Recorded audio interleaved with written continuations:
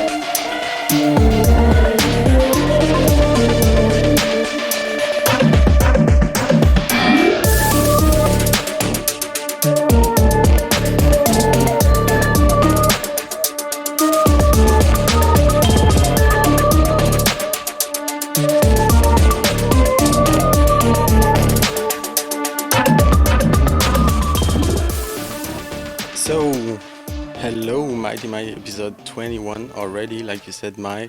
Happy to be here tonight on TokenSmart. Shout out to the chat, shout out to everyone being here with us to talk about music and blockchain like we love to do.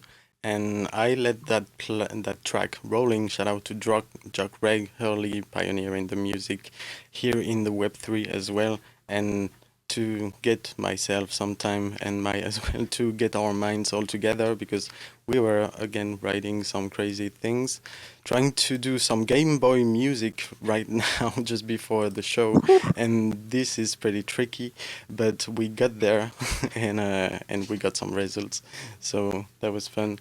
But yeah, hello Mai, how are you doing tonight?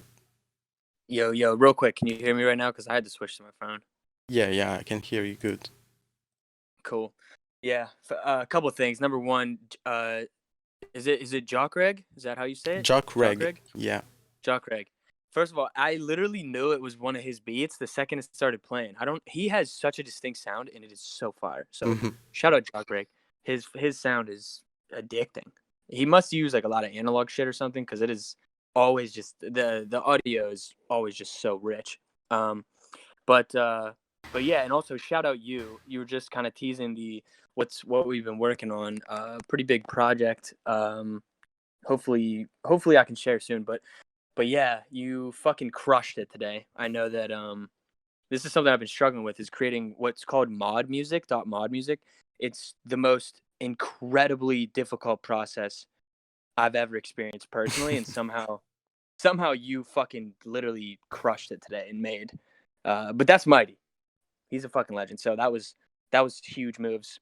I couldn't be more happy to have at least the demo of track 1. So that's exciting stuff. And yeah, shout out Digital in the chat. 21 episodes, can't believe it. Wait until we get not to plug the other show, but bullish bearish. We're gonna have 21 episodes eventually as well. Yeah. But dude, yeah. So it's super exciting, good energy. Have a few things, having a few things created, which is good. I see a couple interesting things on this topic list, and I'm definitely excited to get into. But yeah, man, let's dive into this week's news. Yeah, absolutely. But yeah, doing mod music feels like the early days of programmation, and you literally tell the computer what to to produce, what sound to produce, and everything. So it's really like coding in some way. But yeah, we'll see this later if we Right. succeed. But yeah, pretty good try on the first try. So Yeah, and no doubt. shout out as well. I see very good people in the chat. Shout out to Vandal, who is soon, who has just announced the TYGS battle event going live in the subscription started today and are about to close on the 20th, 18th exactly of June. So make sure you subscribe to that beat battle, is going to be very exciting. I look forward for hearing new things and new stuff from this event, and as well as I see someone from the MusicCoin team. We talked this week and actually announced at the MusicCoin channel on Telegram that we are working things together to make an episode together, and that is looking good. And I would love to have the current people who is working on the team to who is rebirthing MusicCoin to have a conversation with us. So I'm looking forward to this as well. And yeah, lot of news, lot of waves happening here and there in the celebrities, the companies, on the copyright side of things. Yeah, a lot of interesting news we can get into in any order. Speaking on that, I was Yeah. gonna say I might have to join this beat battle. I mean, knowing that you're one of the judges, I'll get that. What's that? What conflict of interest? Yeah, probably. I have to. Absolutely. We can, No, I have love some it. bots for you. No, but yeah, this is really Appreciate that. interesting. I'm gonna try it. Yeah, so have you looked a little bit into the topics this week that I've sent you? That's a great question, Mighty. What? The answer is no. But here on the list, which this one would you like to pick to start with? Dude, I'm super excited. I don't know what XXXTentacion has to do with anything right now. Vandal, I definitely might have to, dude. But okay, if I had to pick one of these, fuck it, we're already here. This is because he was literally one of my favorite artists before he passed. I mean, literally, that was one of him and Mac Miller was the only two artists that ever really like passed away during my life that I actually felt anything about. Mac a little more because I'm from Pittsburgh and like that was one of my biggest inspirations. But Yeah. XXX, in my opinion, was doing such good for music, and I know that sounds crazy to a lot of people because he was so young and he had just started creating his art, his style. But what he was doing to music, in my opinion, was so next level that people couldn't even fathom it. But in my opinion, what XXX was capable of doing as an artist is what every artist, in my opinion, in the future is going to represent. And it's the fact that they're not one style, they're not one genre, but they essentially make all genres like in one. And he crushed everything. I mean, he was just so talented. And his ability to reach the youth from an independent standpoint the way he did was mind-blowing. And I think that's almost why he got fucking killed. But hey, no conspiracies just yet. But yeah, definitely one of my favorite artists that has passed. So I'm interested Yeah, I agree. in it. I agree. So yeah, so what's happening is that the estate, the family, hit about NFT and thought that it could be a good way to monetize the unreleased things around XXXTentacion. Like we heard in the weeks before that for the major companies, the best way to use NFT is to tokenize, unreleased pictures or paintings or things around the life of an artist. And so that's what's happening here. It's the concretization. Sorry, it's concretized here through this event. They want to unrelease SoundCloud, release unreleased songs as NFT, and yeah. Okay, so I mean that's cool. So it's basically what, an unlockable NFT to unreleased songs. That's the vibe. I'm not sure if this will be this way, but yeah, probably. Why do they have the T capitalized? I don't know if that was ever how he spelt it. What do you mean? Oh yeah, I don't know. No, I mean I noticed that on you. I just don't know if that's actually how they spell it. I think that's a little strange. But yeah, I mean this is cool as long as the family is actually the ones retaining the rights here, and it's Yeah, not like some weird shady label. no, it comes from the Basically family. Yeah. that's good. I mean, I know that he released, like, there was like 2 or 3 albums that released after he died, which I never listen to artists' music after they die. I just don't like the idea of that. Hmm. I never listened to anything that Mac released after he died, and I mean, I heard it indirectly because many people played stuff, but I never listened to any of X's music that he released after he died either, because I just don't feel like that's right to release that stuff unless But it was like already completed or something. I don't know, it doesn't really feel correct in my eyes, um, but but here, this is cool, I guess. I mean, it's once again exploiting a death. I mean, I don't know if yeah, that's a good or bad thing, but I mean, yeah, it will be the first NFT from someone who's not who's dead. From an artist, Posthumus. So yeah, it's interesting in that regard. So it will be the first ever NFT from um afterlife of an artist. So I think it's interesting to see how that is received from the extentation community, which is pretty big. And but yeah, it comes from the family, it comes from the estate, so they keep control with the content and look for the best way to monetize it, and create the digital legacy of extentation, because his audience is pretty much digital as well. So it makes sense for them, I believe, to immortalize the extentation in the digital world with having the rights and the power on their assets, the control on their assets. yeah. I mean, like I said, I think, like, as long as it's actually the family, I mean, I guess I can't be mad at it. I mean, he probably was giving them a lot of Wait, hold on. Can you scroll up a little bit? What is going on here? What is this? Oh, what is it? Is that an ad right there? Is that an ad, or is that like actually Yeah, part of the no, article? it's a video ad from Rolling Stones. I was like reading that. I was like, wait, what does this have to do with the conflict in the Middle East? I was like, I was like, are we about to get into this right now? Not something that we should get into, by the way. Not something. But Yeah. um, but nonetheless, yeah. Hey, good for them. XXX, one of my favorite artists. I mean, I would have loved to see what he would do with the blockchain world and technology of where we're at right now. But whatever, let his estate make the money. I also don't like the word estate. That makes it also sound like it's just his lawyers Mhm. and just some shady shit.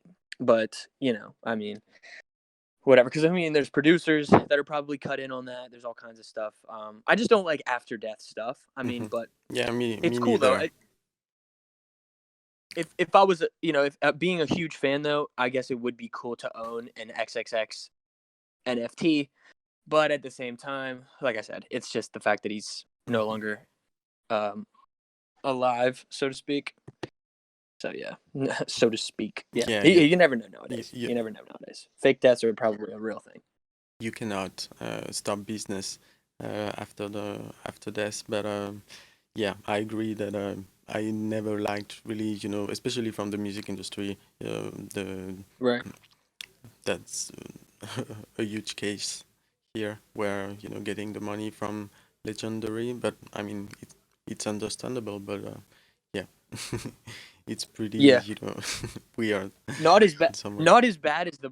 Not as bad as that Michael Jackson movie coming out like literally like 2 years after he died. Mhm. That was ridiculous. The This Is It documentary that literally came out like a year after he died. I feel like it was less than a year after he died. That was mind blowing to me. Like that was just like wow, you guys really couldn't wait, huh? To just No. make even more money off this dude who you pretty much just bashed for the last 10 years of his life. Pretty Yeah. sad, but hey, I guess that's the industry. That's why we're here, though, right? Is that hopefully we don't have to see those types of things happen in 30 years from now, because the people who are going to be successful in this industry are going to be able to stay free due to blockchain technology. So, interesting tie there, but yeah. Yeah.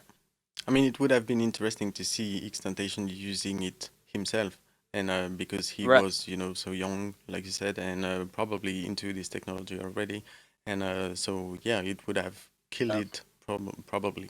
So in this regard, that's something, a quote from his mother who says that he was really into technology and things, so he could, rock this thing, and and that for her it makes sense as well to do it, via the estate, because it makes sense, compared to how he was and who he was in that regard. So yeah, that's one of the um, sorry, one of the justification of doing so. Right. Well, hey, good for them. Hopefully, I'm interested to see. Does it say when these are coming out? Um, I think they already released, like it was 1 or 2 weeks ago. Oh wow. It was How in they do? it was in May, and it was through the platform Yellowheart, which is a new platform. We talked about it when it was. Do you remember these genius characters? Um, they were from. They had a shop on OpenSea, and since then they opened their own platform, but it seems curated. And here is the drop on their own website. But yeah, they went in through OpenSea and now open their own platform, which sounds curated, and collaborated with the visual artist behind GTA and made those NFTs, yeah, through yellowheartplatform.io. Interesting. The mugshot, dude. That mugshot had to sell for how much did this thing sell for? This is like what got him popular. I swear. Well, it was this song. This song, "Look at Me," and he used this as a thing.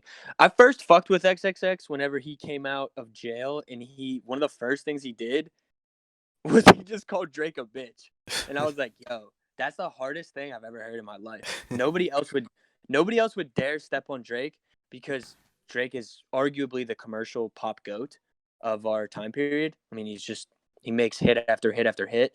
To be honest with you, I think Drake's a villain. To be completely transparent about how I think about Drake, I think Drake is a complete villain. I Hmm. don't trust that man for a millisecond. He's a But vampire. he could have easily killed X. I mean, look, I'm not gonna get into all this, but I'm kidding. I'm kidding. But all I'm saying is that's when I first respected XXX. It's when he came out and was basically like, "Fuck Drake." I thought that was cool. Mhm. But then again, I mean, there's way more to like about the guy. I just thought that really showed his confidence level.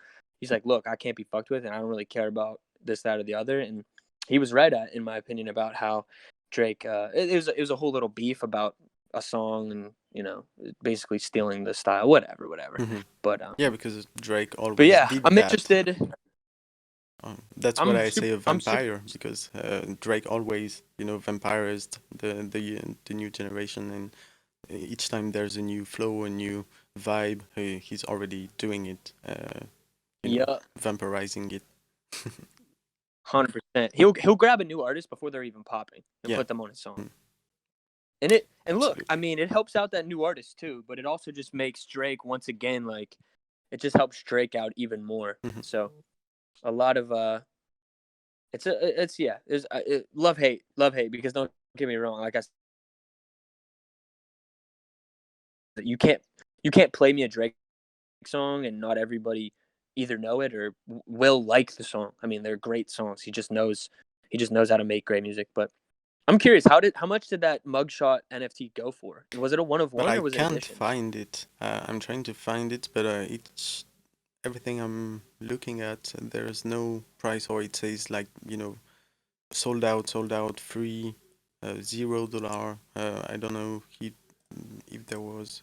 I see $100 here, but two 250. But I don't know what really it stands for, or because there's 18 owners. There were 20 total minted, and but I can't find on the website uh, precisely the price of each of them.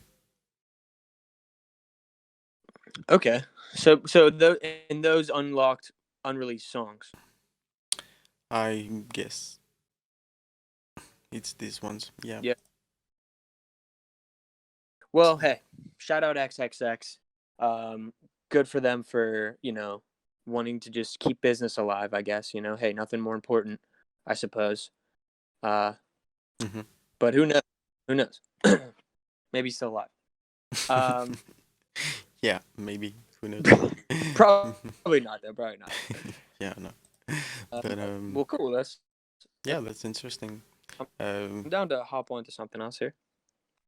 yeah, I was surprised by the Dogepalooza thing, because it sounds like a joke, but actually it isn't, and it's about organizing an actual music festival, I believe in, maybe in virtual form or um, I don't know exactly.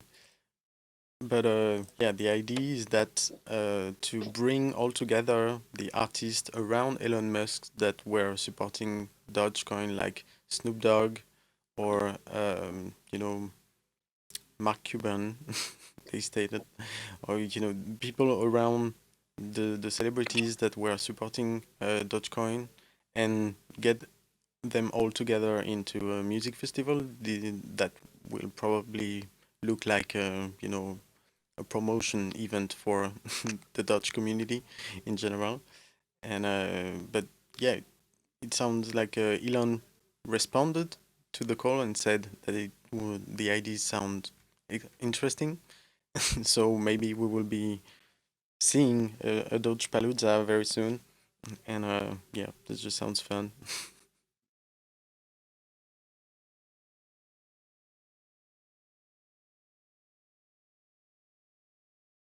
Can you hear me? Yeah, you're back. Okay, my shit was acting all crazy. I don't know what's going on with. I don't know if it's Discord or my fucking internet. Something's pissing me off. But uh, but this is interesting. So is it going to be like a in person music event or is it all metaverse based? No, I think it will be metaverse, but who knows? Or during a festival, like a big conference here or there.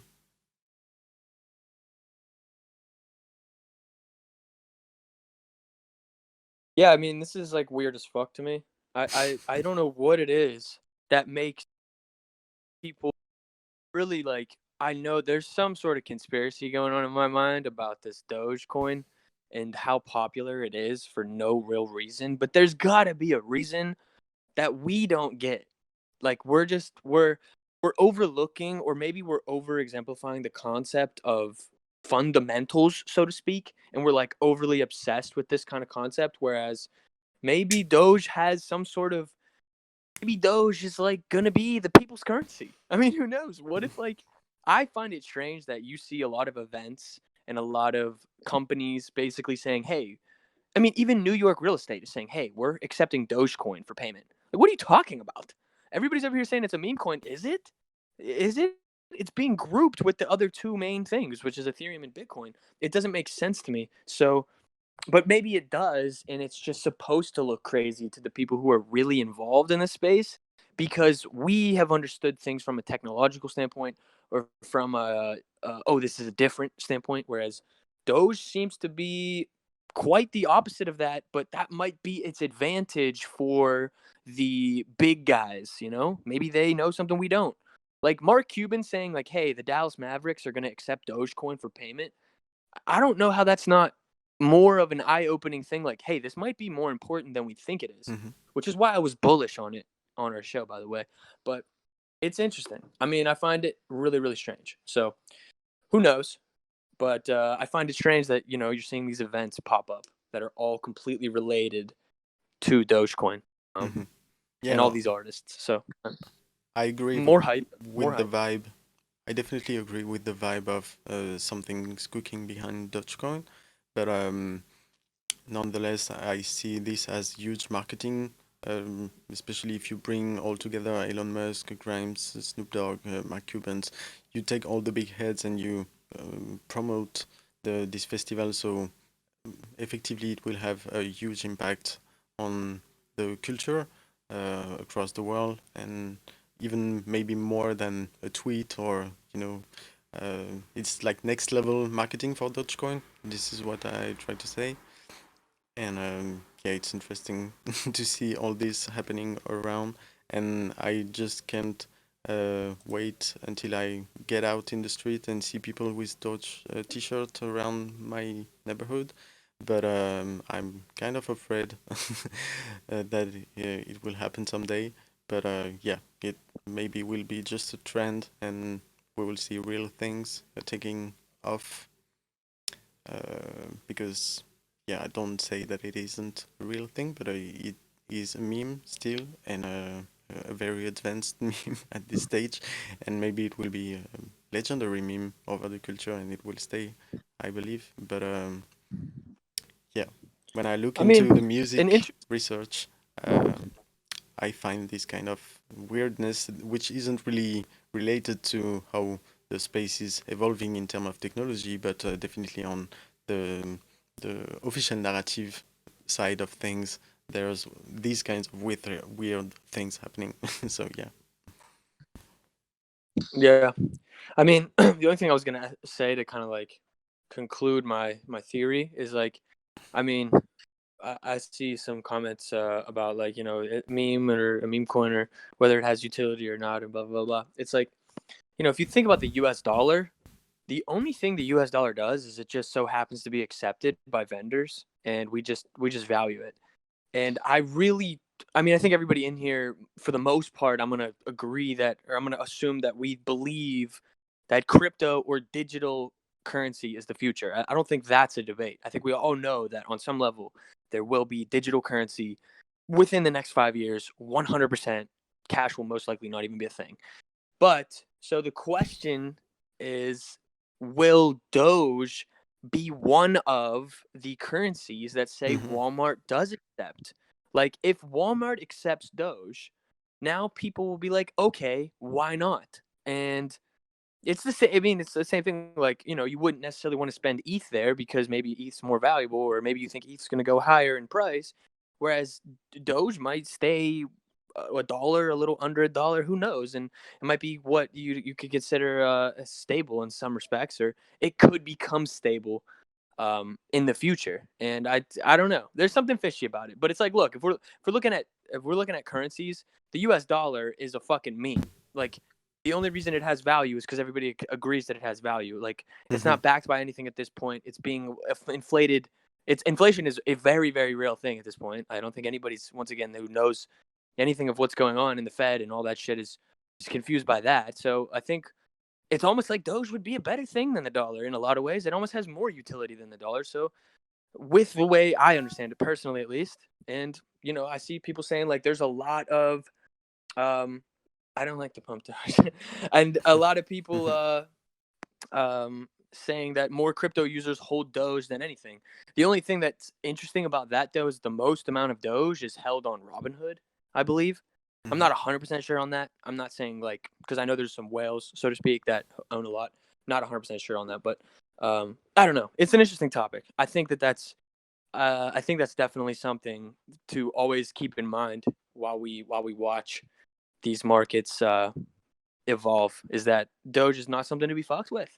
And look, this is the only. You want to know the number one reason why I'm bullish on Doge? I'll tell you why.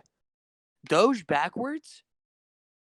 Somebody just type what Doge is backwards.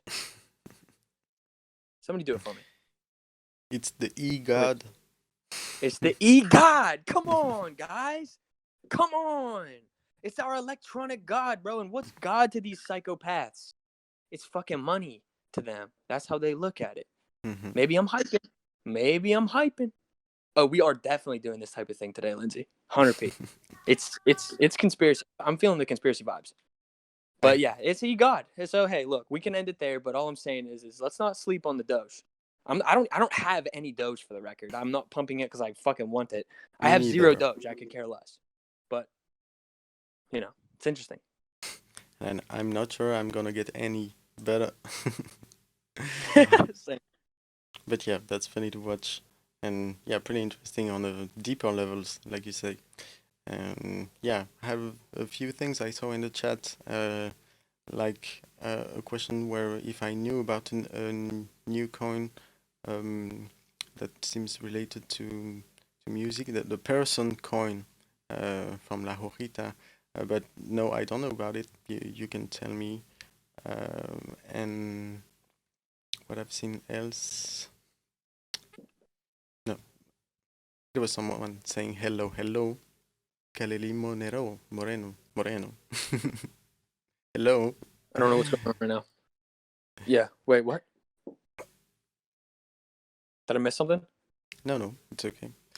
So yeah, to move on, what I've seen today, I was surprised from some French research. I end up learning about a new platform which is called Portion.io, which seems curated and to create NFTs. But I was looking at the name on the curation, and I saw something I recognized. I was like, Apple the app, if you know, from the Black Eyed Peas. And I was like, damn, I know this name. It's curious to find it there. So I looked into it, and it seems like an official collaboration on this new platform called Portion.io. It's Apple the app XAJ Di Marocco, who's a DJ, and they made a collaboration with 4 NFTs. And on the drop of this new platform, I saw another familiar name, which is Virgil Abloh, who is sorry, let me think again. Working at Dior, and the main artistic director at Dior, if I don't say some bullshit. But yeah, so pretty big names on this platform. So I was curious to listen. Maybe. And I don't wanna be too proud. There's this little extract. I don't wanna be second on the team. I'm winning when you around. And I don't wanna waste no time. We should be side by side. And I don't wanna be second on the team. So good. I actually like to listen to see music NFTs from big celebrities where there is actually sound and actually their voice, because we talked about it a lot. There's a lot of celebrities that still struggle to put their sound into the NFTs. But here it was it looks like a cool collaboration where there's no issues with the rights and stuff. So Apple the app seems free here, and to do whatever he wants with this creator. But yeah, it was just to notice what's happening there on this side, as I didn't know this platform, and seen some pretty familiar and big names.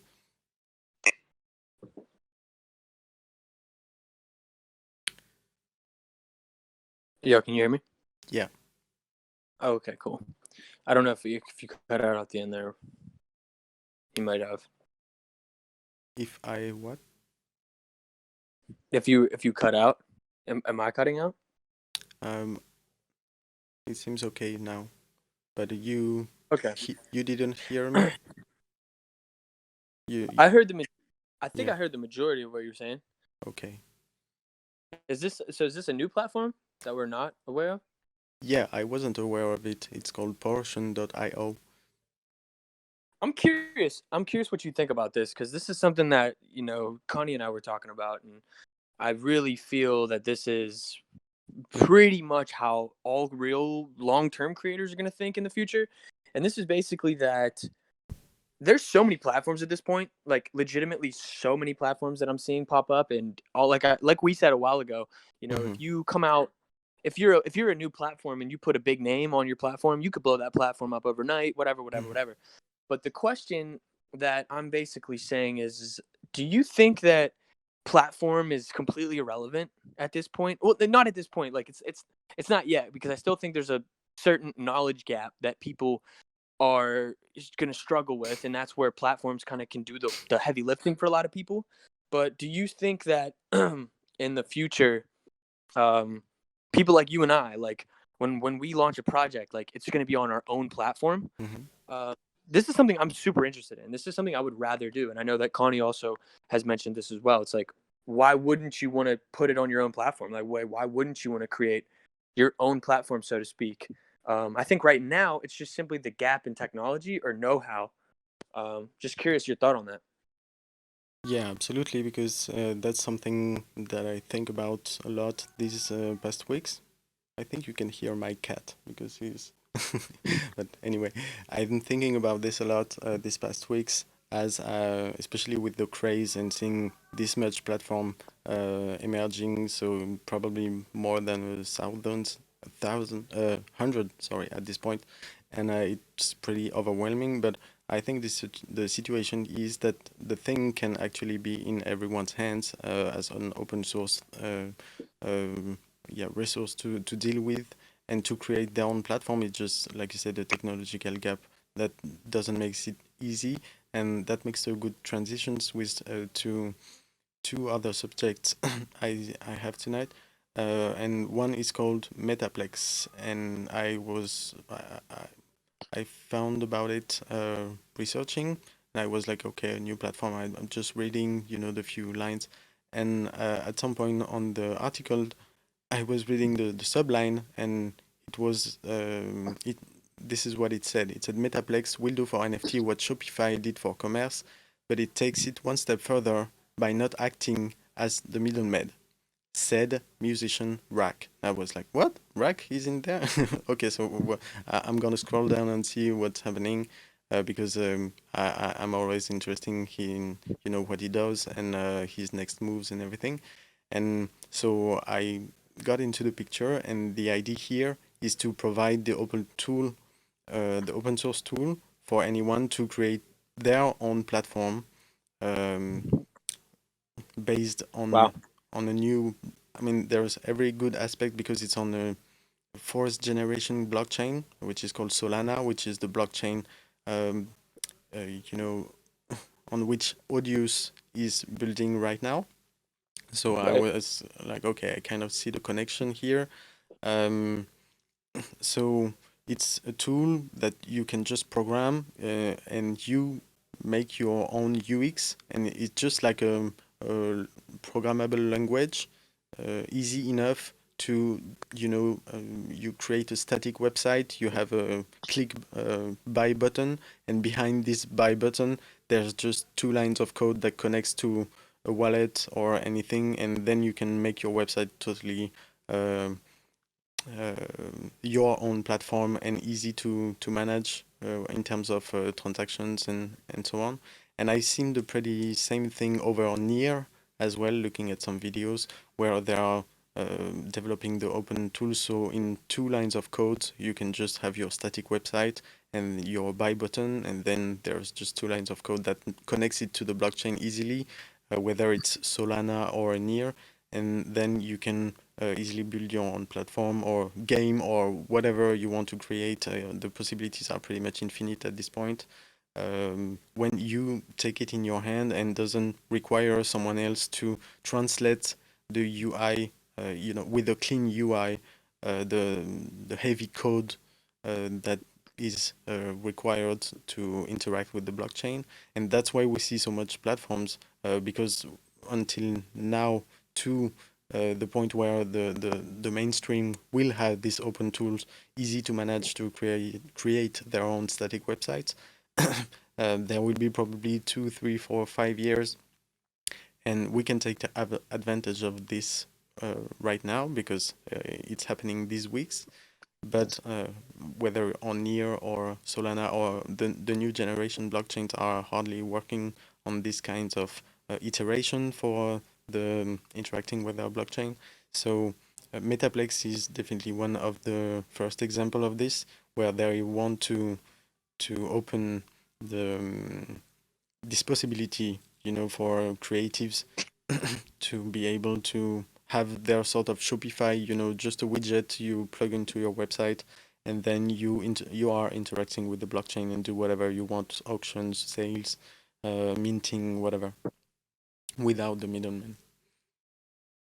I mean, the middleman is the code, but you cannot reduce the middleman. You just require the code, and that's it. Well, damn, what a segue. I didn't even know this was on the topic list, so that's hilarious that me bringing up that question kind of led to this, which is fire. But this is definitely interesting. I might have to give this a deeper look because, and you said when does it when does it actually launch? I think it started already.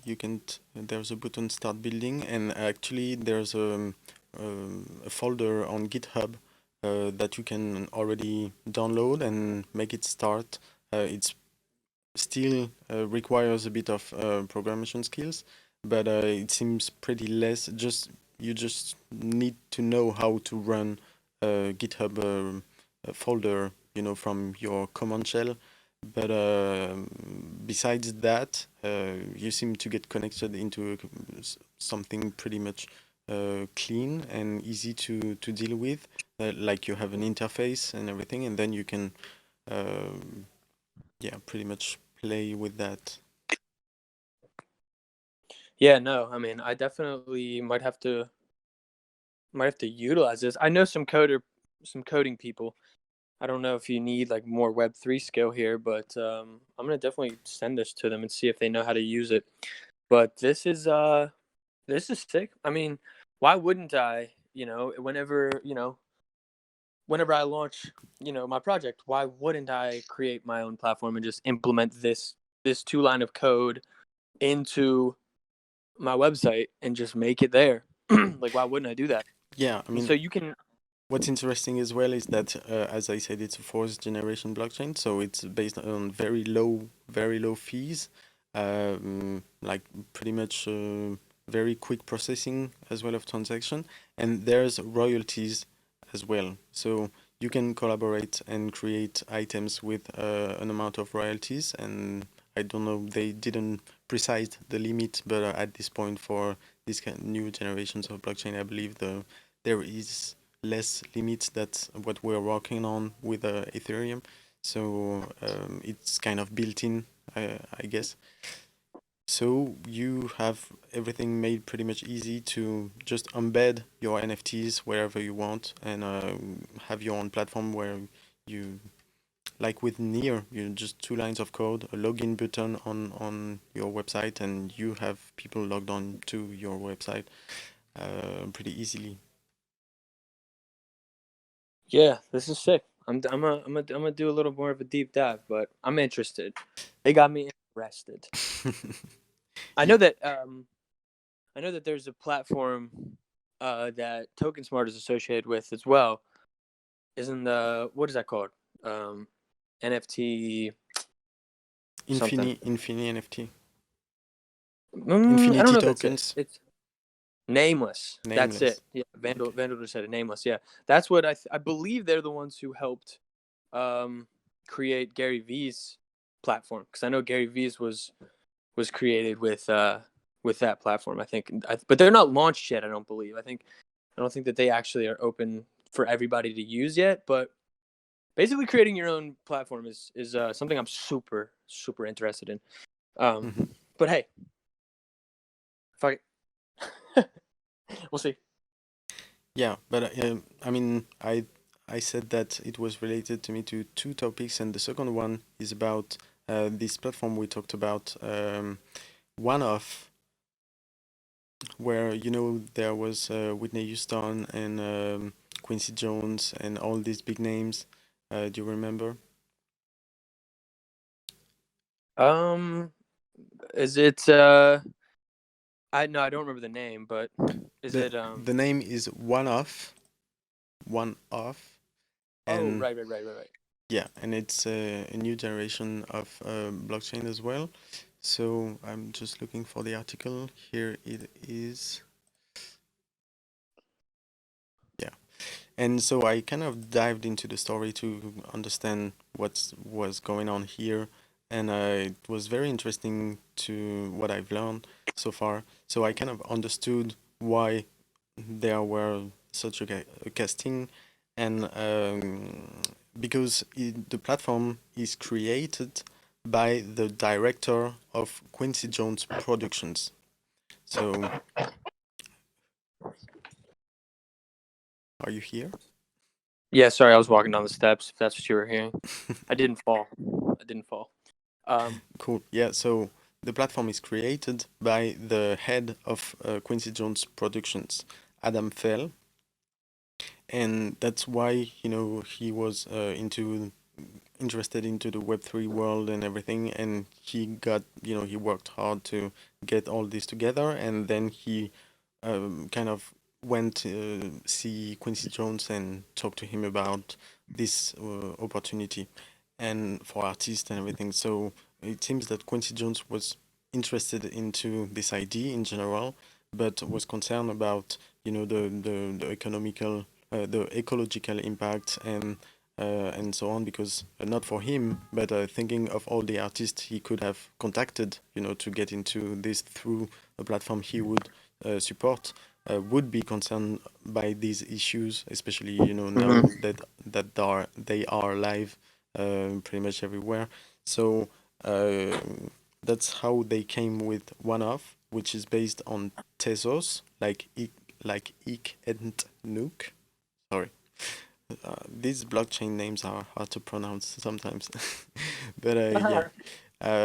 So yeah, it will run on Tezos, which is one of the last generation blockchain as well, and um, um, I'm kind of mad because I downloaded something to a liner to highlight some things that I'm reading, and I restarted my computer, and I think see all the liners are out.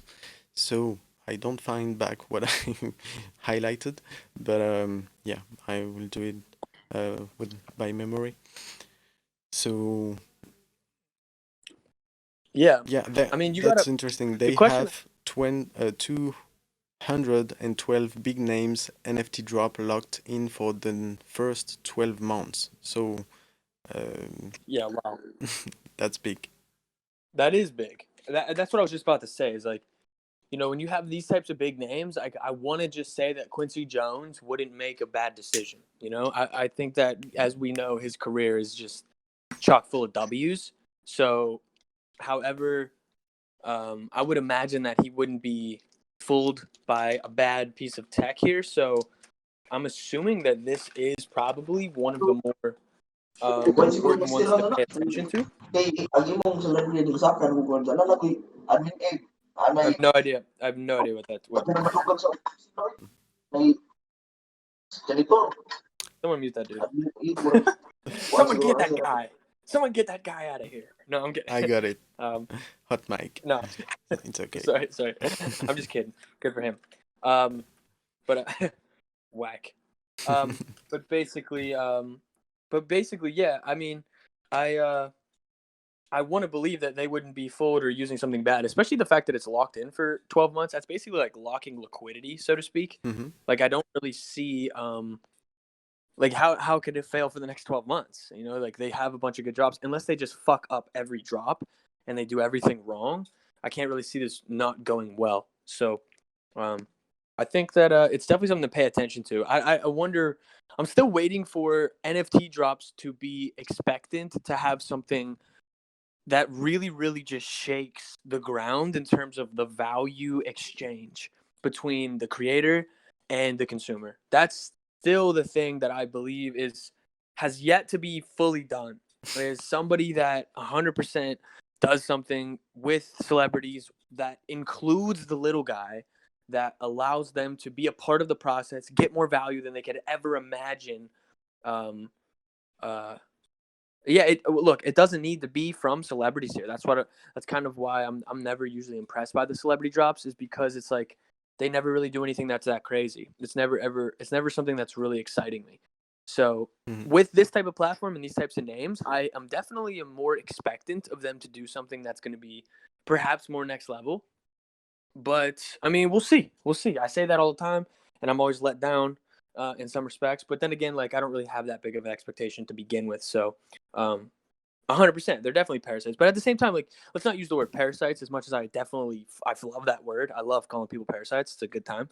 But at the end of the day, like they're just taking money where they know that they can make money. I mean, dude, like nobody would be on Instagram if there wasn't attention on Instagram. Nobody would be on Facebook. It's all the same. So it's like I got no problem with somebody, basically coming into the space. They're not going to last if they don't utilize the technology long term. But then again, I don't know. People's attention spans are so short lived, and like people are like they just they don't hold grudges like that. That you could make a bad NFT drop and then in 2 years come back and do it the right way, and people will probably forgive you, and people will probably not really give a shit that you just came in and made like 200,000 on some weak ass fucking NFT. I mean, it is what it is. But I guess like all I'm saying about this platform is hopefully this platform is enabling these big time artists and these big time people to do something that is going to be actually long lasting and actually create a sort of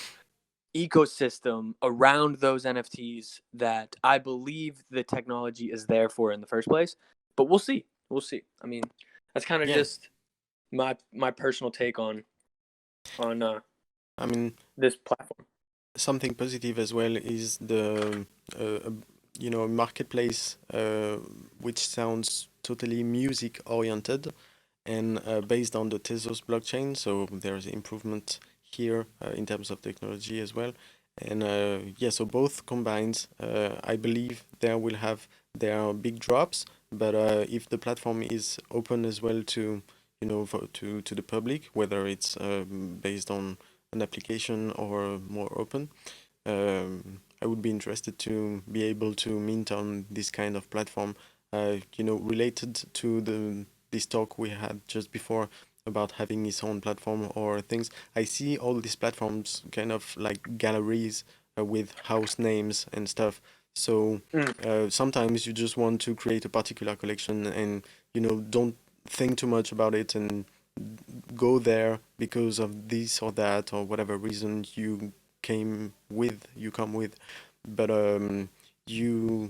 I think you should still be able to own and be able to do your things within your own ecosystem, that you can create your own house name, because at this point these house names will just be curation in the end and just markets targeted to this or this kind of audience.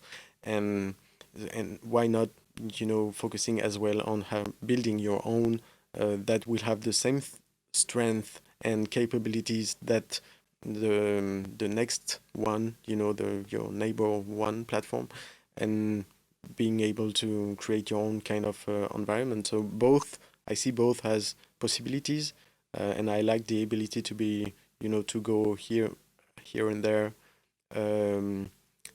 Like I think there's a sentiment of acceptance as well going into this platform and communities, like recognizing somehow your work as well can be gratifiant.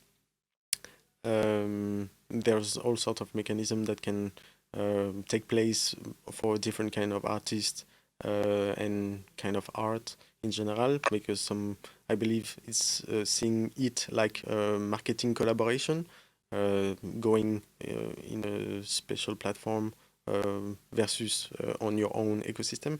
But I think both can be going all along together without too much competition. but I wouldn't especially focus on one or the other. I like the possibility to do both in the terms of marketing collaboration as galleries, as doing a specific exhibition in one galleries versus also having my own house name that I'm trying to build for this certain specific aspects of my work. Yeah. Yeah, I think my biggest take on like multiple platforms and all this stuff happening is like I think like my prediction would be that there's no doubt that there's going to be multiple platforms, but I almost think that certain platforms are going to be built for certain things. Mm-hmm. And I like what you said about the galleries for like bigger names. I think that benefits the platform more than it necessarily benefits the creators, unless there's some sort of deal going on that we are unaware of. But for us and for even the independent artists that might have a following, I see, because once again NFTs are like infinite in potential, and you can do so many things with it. You don't have to be saying it's like this, it doesn't have to be like that. It could be a small thing, it could be a big thing. And so I could see that these multiple platforms that being the case being used for different things. So maybe for one platform it's better to token gate content with, maybe another platform it's better to put out an album on, maybe another platform it's better to do a one of one on. Mm-hmm. I could see something like that being the case in the future, but I mean that's like where my mind goes when I see all these platforms popping up, is that most of them probably won't last, but the ones that do last, it's going to be because they're specialized in making a certain type of NFT process very, very easy and probably cheap. That's my guess. Mm-hmm. Or cheaper or more expensive. It just depends on whatever the purpose of that drop is. So that's Mm-hmm. that's yeah. But in Yeah. this case, it's very clear that this one's being tailored for the bigger names. So hopefully they're doing something that is eye-opening, other than the fact that it's eye-opening because Quincy Jones and Whitney Houston. I know there's another name on there that I thought was really shocking. I think, Like wasn't it Doja Cat? Is Doja Cat in there? Doja Cat, TLC, John Legend, Yeah, like those are huge names. Like yeah, huge names. Charlie Puth, Jacob Collier, G-Eazy. What? Mm-hmm. Bro. And Those are like, bro, I re- need to invest in this. I How do I remind invest in you, this platform? 212 names for the next 12 months. But yeah, so I believe it's Quincy Jones' address book, obviously. So, I mean, Quincy Jones Productions, at least, from the director, Adam Fell. But yeah, I can totally imagine here something, like you said, tailored for the big names, to re-ensure them. I see Quincy Jones here playing like the good mama, and saying green light for NFT, and saying we took care of all the aspects, the finest artist in the Yeah. world, because that's what Quincy Jones represents. All the finest aspects that all the finest artists in the world would consider important, we took care of through this platform with our experience and such. So the ecological, the technological, all things that are important in starting today. And so I see, yeah, Quincy Jones in the role of the green light here for the something tailored for the big celebrities to you know maybe it will be their playground, and something. It's interesting to I mean, that see. makes sense. Yeah. That makes sense to me. That totally makes sense. Like that does sound like something that they would do. And I honestly kind of blanked at the fact that you said that it was a Quincy Jones production. That makes way more sense. But once again, like the only thing that makes me a little weary of then is like, look, how much does Quincy Jones understand this to a point where he's actually going to be able to create something that makes long-term sense? Because that's the thing. If people are thinking in 1-year terms here, like you're fucked. Like that's how I think about it. Like if you're thinking in 1-year terms, if you're thinking in 2-year terms, I think you're fucked. I think the point of this technology and what these things can do is more like a 10-year thing, more like a forever thing, if you Hmm. really understand it, in my opinion. So if that is how they're thinking, then if this was bullish or bearish, I'd be bullish on it. But I don't know if if Quincy Jones is really is coming with that kind of knowledge. But I also he's so successful. I doubt that he's doing this alone. I He's got to have people that are helping him Yeah, and yeah. putting him in a place. I'm not sure Um, that's what's been asked to him, just to understand the best aspects, sort of the brainstorming of all this, and I'm sure he has the best entourage to do so, and especially if it's coming from within its own company of productions and everything. So it's a good bet, and yeah, I know that he cares for music, and like you said, the engagement for the next 10 years. I see at least half of it in the sense of how you look at it. Half because of the, especially having a last generation blockchain and something which turns down all the skeptics from big names getting introduced into this space. yeah, I'm just reading some of these chats. I mean, two things here. We can guess that Quincy Jones hasn't figured it out. So yeah, I mean, most likely not. But at the same time, like, the man made Michael Jackson. Like that's all I need to know. But I can That's all I need to definitely know. see. Wait, was that Quincy Jones? I don't want to sound totally retarded. I can Yeah, see that was that as Celebrity Island. Like if it would be the metaverse, this platform would be Celebrity Island, and I like this picture. Like you can play on the level playing field. You have Celebrities Island, and there's the rest of the world as well on the map. So I don't know. Yeah, well, the only thing I'll say is like, look, regular people shouldn't be wasting their fucking energy getting mad at celebrities for dropping NFTs. It's Yeah, maybe we should learn from it. We should learn absolutely. from it. Like, if you don't like something they're doing, just recognize what you don't like about it and move on. I mean, the only reason why I say it like that is just because that's not going to help anything by just being like, look at these celebrities come in and utilize this technology. It's like, look, if you didn't create, like, that's like being mad that a celebrity got on MySpace or AIM when it first came out. It's like, of course they did. It's a good technology. Why are you mad at somebody who's just simply just being, naive about the technology? Of course, Hmm. they're going to try and come in and make some money quick.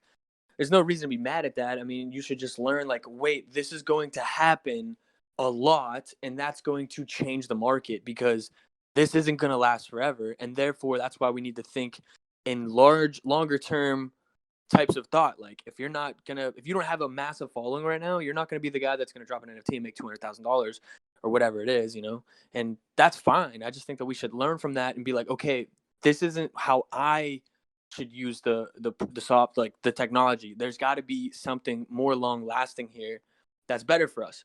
But hey, I mean, hey, like, you're gonna get mad whenever you see something that you feel you were there first for, and other people are starting to come in. It's like, it's inevitable. It's 100% inevitable. So there's no reason to waste our time too much about it.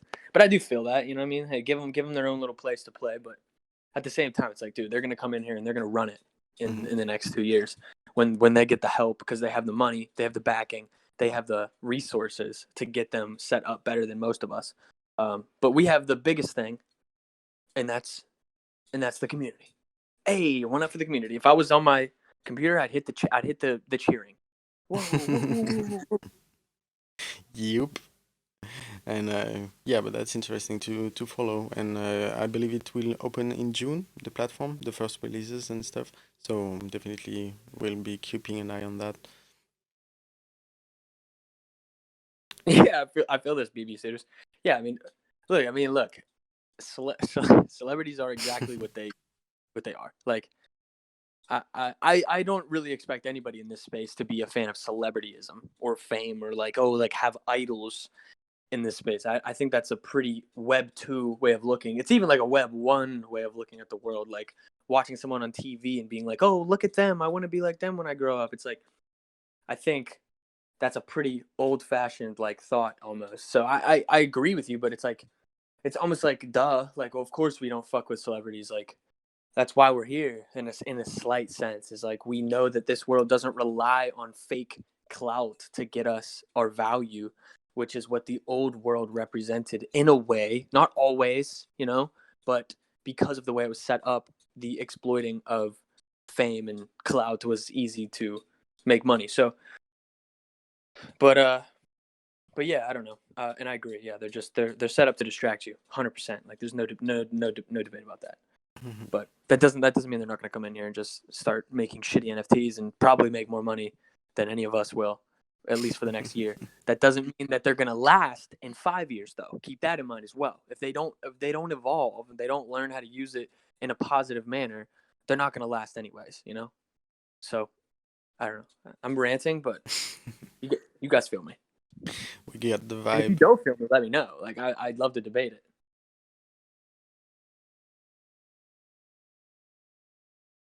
Death threat. I don't think I said anything about death.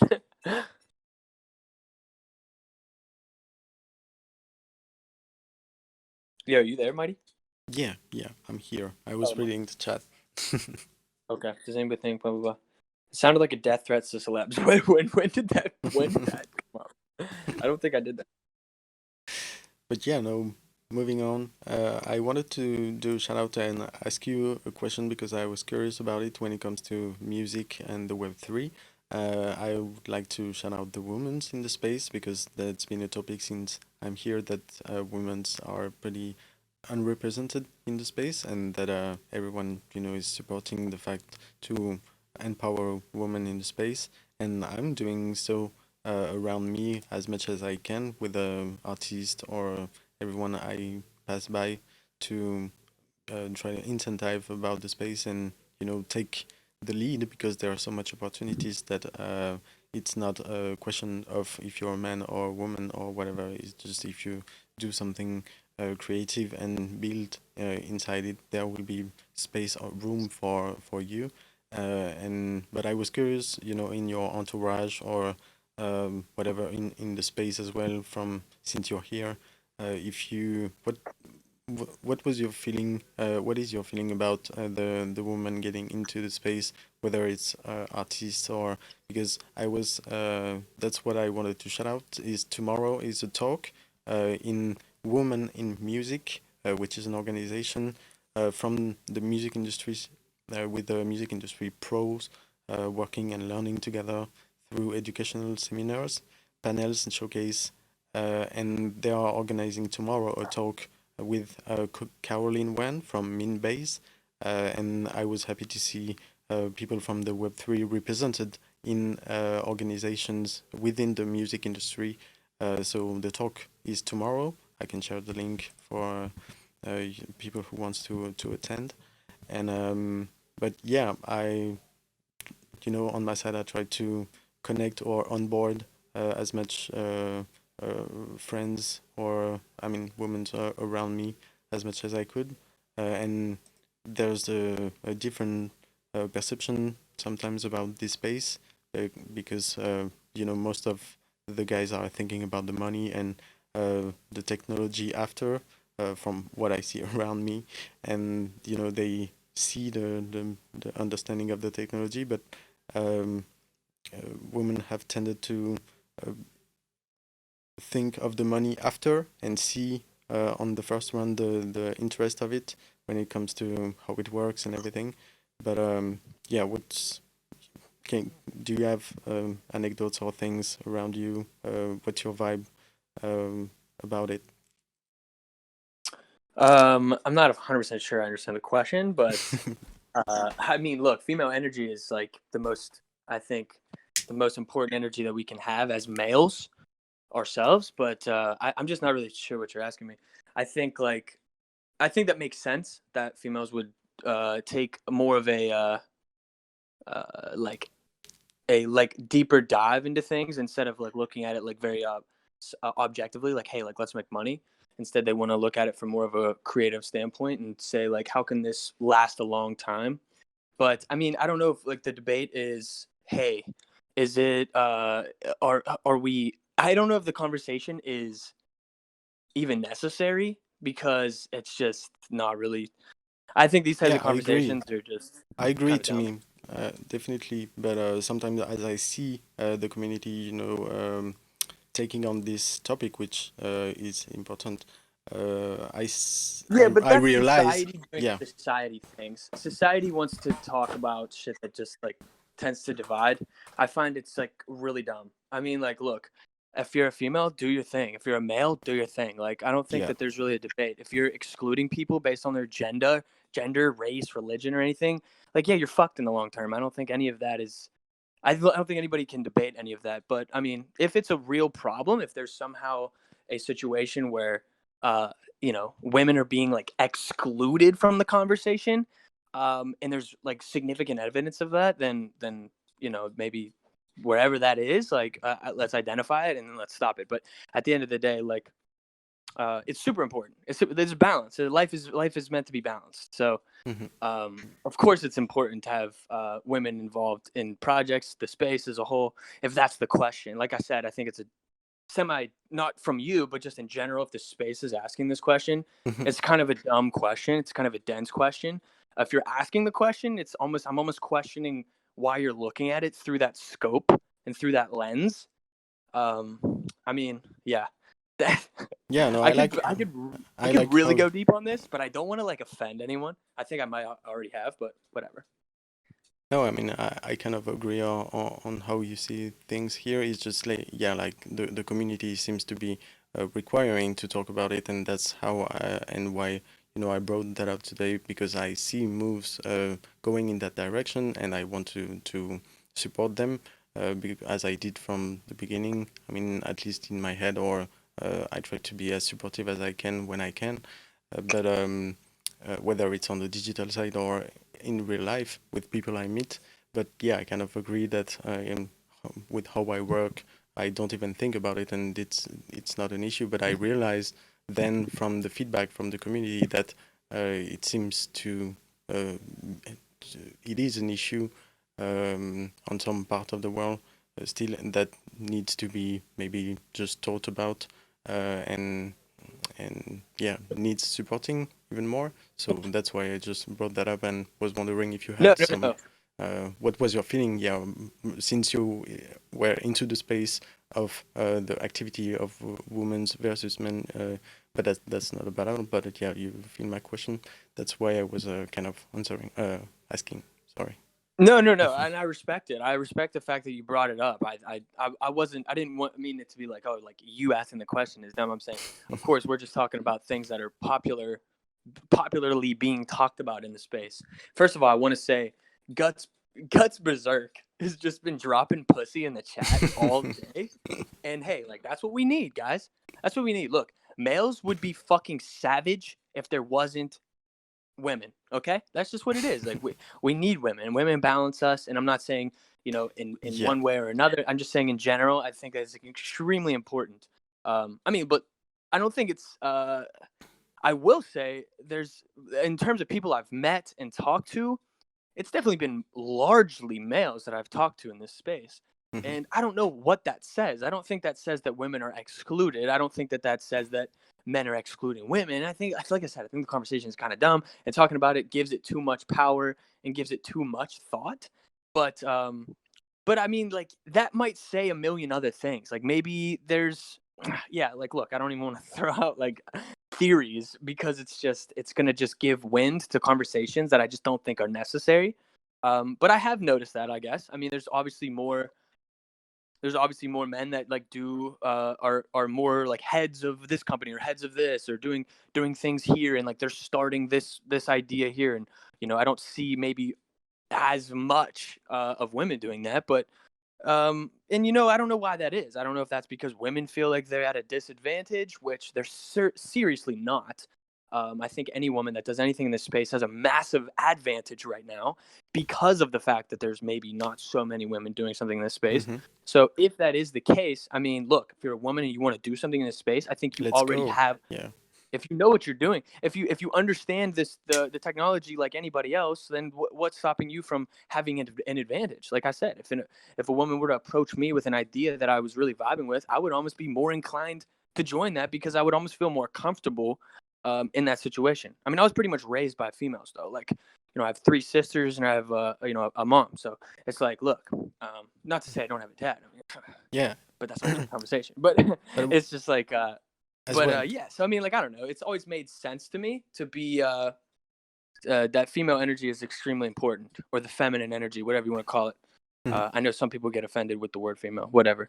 But No, what I wanted but yeah, to especially shout out is that and say is that in the space we have so much good examples of women absolutely crushing in the space and innovating like no one. And so big shout out to them. And Caroline is one of them from Minbase. So I just can't wait to attend this talk and see how they she lights everyone's in the room about what we do here, and they've been killing it. So yeah, we have so much great examples in the space. I have so much in mind. The so yeah, if you get into the space right now, and that's what I try to say as well from my friends or artists I work with, is that as it seems unrepresented, if you know what you are doing, because that's an important thing that you mentioned, get in right now and take advantage of this, and you will be killing it, absolutely being yourself. That's the best place for it, and do business. So yeah, I think it's just a good advice to get into it. But yeah, you have to know what you are doing, and under that condition, can be good. But yeah, make sure yeah, to yeah. attend the talk tomorrow. Yeah. No, I appreciate the chats here. Hey, look, I mean, and hey, look, like this whole time we're having this conversation, Lindsay's probably the most active person in this chat. She's out here throwing out 6,000 ideas a second. So what does that tell you? What does that tell you, guys? But yeah, Marty McFly, I actually felt the same sentiment while I was talking. I was like, wow, I hope I'm not offending people by utilizing this phrase here. But it's like, look, people get so offended about everything these days. And this is like, now I'm just talking in general. I do think people are just overly sensitive, and they're always looking to kind of like play victim. And I know that, like, hey, look, maybe that's easy for me to say, but at the end of the day, I think everybody has their own struggles and prejudice to deal with. I think everybody, in some respects, or every different creed, could have some sort of prejudice that they could bring up and actually you could relate to and empathize with. But the key is that we have to be able to relate and empathize with each other. We can't just disregard everything. So as much as I'm saying that the conversation shouldn't be said, I think it is important to shed light on things, or just to have the conversation, whether you have my opinion or your opinion, Mighty, or anybody else's opinions in the chat. I mean, talking about these things is the most important thing. Being afraid to have conversation is definitely the worst thing that we could do. Whether we're wasting the entire show, hey man, listen, that's what we're here for. Mighty blockchain. Hey, Absolutely. more ladies. We need more ladies. Come on, bro. There's nothing wrong. The more ladies in life is better for everybody. It's better for everybody. You ever been to a good party and it's all dudes? No. You've never been there. You. I've been there sometimes, but yeah. I mean, we can move on to a fun news. Are you ready for something fun that you can That was maybe fun. make love of? And that's about Lil Dicky. Do you know Lil Dicky? Lil Dicky? Of course Yeah. I know Lil Dicky. So the news is claiming to be the first ever music publishing NFT, which I believe it is not, but whatever. And the website Royalty Exchange, which is a well-known website who is selling royalty rights to investors, so you can buy a whole catalog of rights of your favorite band or whatever, and earn the incomes from the your catalog. So and so this royalty exchange, well-renowned website, is getting into NFT and is creating his first publishing sale as an NFT, and so you will be able to buy the rights of the song "Save That Money" from 2015 hit from Lil Dicky, And I was like, okay, I think I know this song, so I kind of Googled it and listened it back again, and I was like, okay, am I going to buy the royalties of this song? And if you want a fresh reminder of what this song is, but yeah, no, maybe I won't play it because I will have monetization problem, but whatever. Yo, there's a I'm a type of motherfucker that'll check the check, do the math, I ain't never getting robbed. Okay, so you can buy I ain't about to split the rights to this song. It's funny if you actually know the story of this song. First of all, I love this. I love the Lil Dicky slander in the chat. I love it. Slander him up. Look, at the end of the day, dude, I have so many thoughts on this guy. Oh my god. Look, I think he's got an advantage. But hey. Yeah, he's good. He's good. I like his vibe. But well, I like his vibe. No, look, I like his vibe. I love his vibe. But yeah, I think he's aware that people will be, I don't want to go too deep on this one. But joking about if I go too deep on this one, I'm dead. So but the point here is that but yeah, this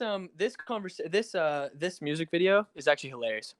His whole idea here, yeah, despite him having a budget, he decided to basically try to film a whole professional music video with no budget, and of course he pulled it off. And basically, he asked like rich people, all throughout Beverly Hills or all throughout like some rich area that he was in, if they could use their house, borrow their cars for the video. That was one part of it, and that's how like he shot this in all these like nice houses. And then he asked the feature on this, which I think is Rich Homie Quan. I'm not 100% sure, but I believe that's who's the feature. And like apparently he sent him the verse, and the verse had nothing to do with the song of saving money. And so him and his manager were like, look, like we're not using this verse, like we can't do it. And that's why you hear in the song he stops Rich Homie Quan mid verse, and he's like, hey Rich, like this has nothing to do with the song. Can I like a whole verse would have been too much money anyways. And then the song keeps going. Yeah. And it's pretty funny. Like it's well done. Look, I see Lil Dicky as an entertainer. Definitely don't see him as a super serious artist. You can't deny though, he's not bad at rapping. I mean, like, look, I mean, I think if you're just strictly into the concept and the sport of rap, I mean, he's obviously talented, and he definitely says things. I don't know if you want to take that seriously or not. I mean, like, he definitely has a few freestyles, so to speak, on these radio shows that are, I mean, they're not bad, but yeah, I'm not gonna look at him as a serious artist like I look at someone like Kendrick Lamar or Frank Ocean or anybody that I genuinely respect. Probably not. But hey, yeah, but at the end he's of the day, autocritical. Yeah, he's sarcastic about himself, and he knows it, so there's no issue about it, and that's well made. So right. in that sense, so it's cool. But let's do some math. Because the sale happened today, and so the royalty rights were sold for 9.2 Ethereum, which represent approximately $23,000, and so I went into it, and because there's all the details about what the song is generating every year and so on, and the average income of this song is $2,000. So basically, if you do, yeah. So this song is generating $2,000, and the price of the royalty rights were sold for $20,000, which maybe in 2 months, as it's in Ethereum, will worth $50,000. So you would require 10 to 20 years to get back on this investment. Dude. Oh my god. Something like this. Knowing that it's probably depreciating as well. So as you more you move in the future, less incomes this song will probably generate. But hey, it's music, so any day, this song can be taken for the world championship of whatever and generate millions of dollars. So that's music, you never know. But that's the math, the numbers right now. Dude, this is crazy. I actually get it now. Like when you said he sold his music publishing, I was like, what are you talking about? Kind of like I knew what you meant, but and then when you said that song, I was like, wait, is he selling literally his publishing rights Yeah. that are already there? Mm-hmm. First of all, how is that like, oh man, is that this is where like I always am like thinking like if this is how it's gonna go, first of all, genius move from Lil Dicky. I it might have been undersold in my opinion, but genius move. I think it's a genius move because it's like, yo, fuck that song. Who cares? I just made a quick song. Yeah, exactly. Lindsay and I Let's actually have offer it talked to about someone. Let's offer the publishing right to whoever wants to acquire it. this. Yeah, like bro, like this is crazy. Like that's a crazy betting game right there. Now you're opening a level of betting that I genuinely think could be legendary. And imagine if an artist said, "Yo, what if?" All right, here's an idea. Here's an idea for the chat. I mean, this is crazy. What if you basically say, "Hey, look, I'm selling my music publishing royalties," and that was a one of one, correct? Let me just start there. Yeah. Okay, great. It's So the grant. that was a one of one. Imagine if you made your publishing royalties, all 100% of that publishing royalties spread out amongst 100 NFTs now. And you basically say, yo, the 100 people that own these NFTs, and you basically sell them all in some sort of an auction, but you sell it like a one of one. So essentially you fractionalize the total. It goes out as in 100s, and then that entire music publishing is now spread out amongst those fans. That is that's so futuristic. Like that's where I see community building happening, and that's where I see the future of labels happening. Whereas it's like no longer a label. Your label, you sell your publishing off rip. Like what if instead of going to a label to take 50% of my publishing, I say, hey, 50% of my publishing is going out to the community that gets this song released. And after all 50 of these NFTs are sold, all you 50 holders will then have my 50% split up because it's a group of people split up against that 50% royalty. That makes, first of all, it's exciting. It's exciting to me. I'm excited about that idea. I think that's crazy, but it's fucking sweet because you're helping out your fans or whoever wants to invest in the idea. You're making money up front, just like a label. And now you have 50 other people that are going to help market and push your song because they own a part of your publishing. And as long as they can't do some weird shady shit by owning a percentage of your royalties, and that's not a problem, then this is definitely the future. But because of this conversation, I know I'm saying a lot here, but Lindsay and I have talked about this, is like, what happens when lawyers start to realize what's happening here? And that's why like someone like Lil Dicky doing it like right now, like, yo, kudos to him, because who knows what the fuck that could turn into in the future. I know you can sell your publishing royalties to somebody. I don't think that's illegal. But the idea of the future of this for an independent artist selling their publishing royalties before a song is out, like I said, this is teetering the line now of like a legality issue. Like whenever lawyers figure this stuff out, and if a gang of them want to fucking, not make money in the old world for a second, and they want to figure this shit out, bro, there's a bunch of lawsuits I think that are on their way.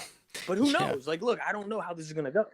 Yeah, but you remember this news? We talked about it. It was from Ditto, the distributor who launched Opulous, the lending decentralized platform and the distribution system.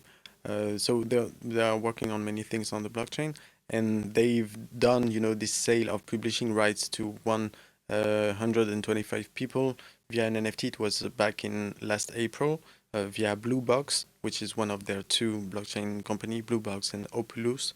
And so Blue Box will be for selling publishing rights, and Opulous will be for lending money in a decentralized way, direct from investors to artists.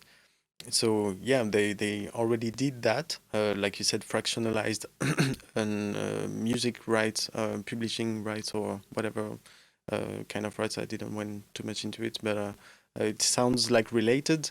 And today, yeah, we are seeing what's interesting with this Lil Dicky one is that it comes from Royalty Exchange, which is already a well implemented company that is already doing this. So it just makes sense for them to open that Web3 door and evolve. I mean, I like to see this kind of old company, I would call, even though it's not the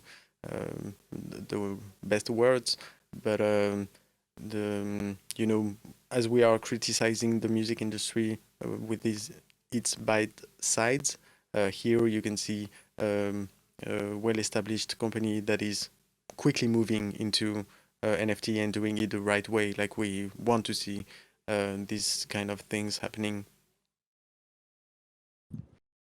Yeah, yeah. I mean, it's and like we've said from So the shout beginning out of to the them. show. Wait, go ahead. Sorry, what? No, I said so. Shout out to them. Yeah, facts.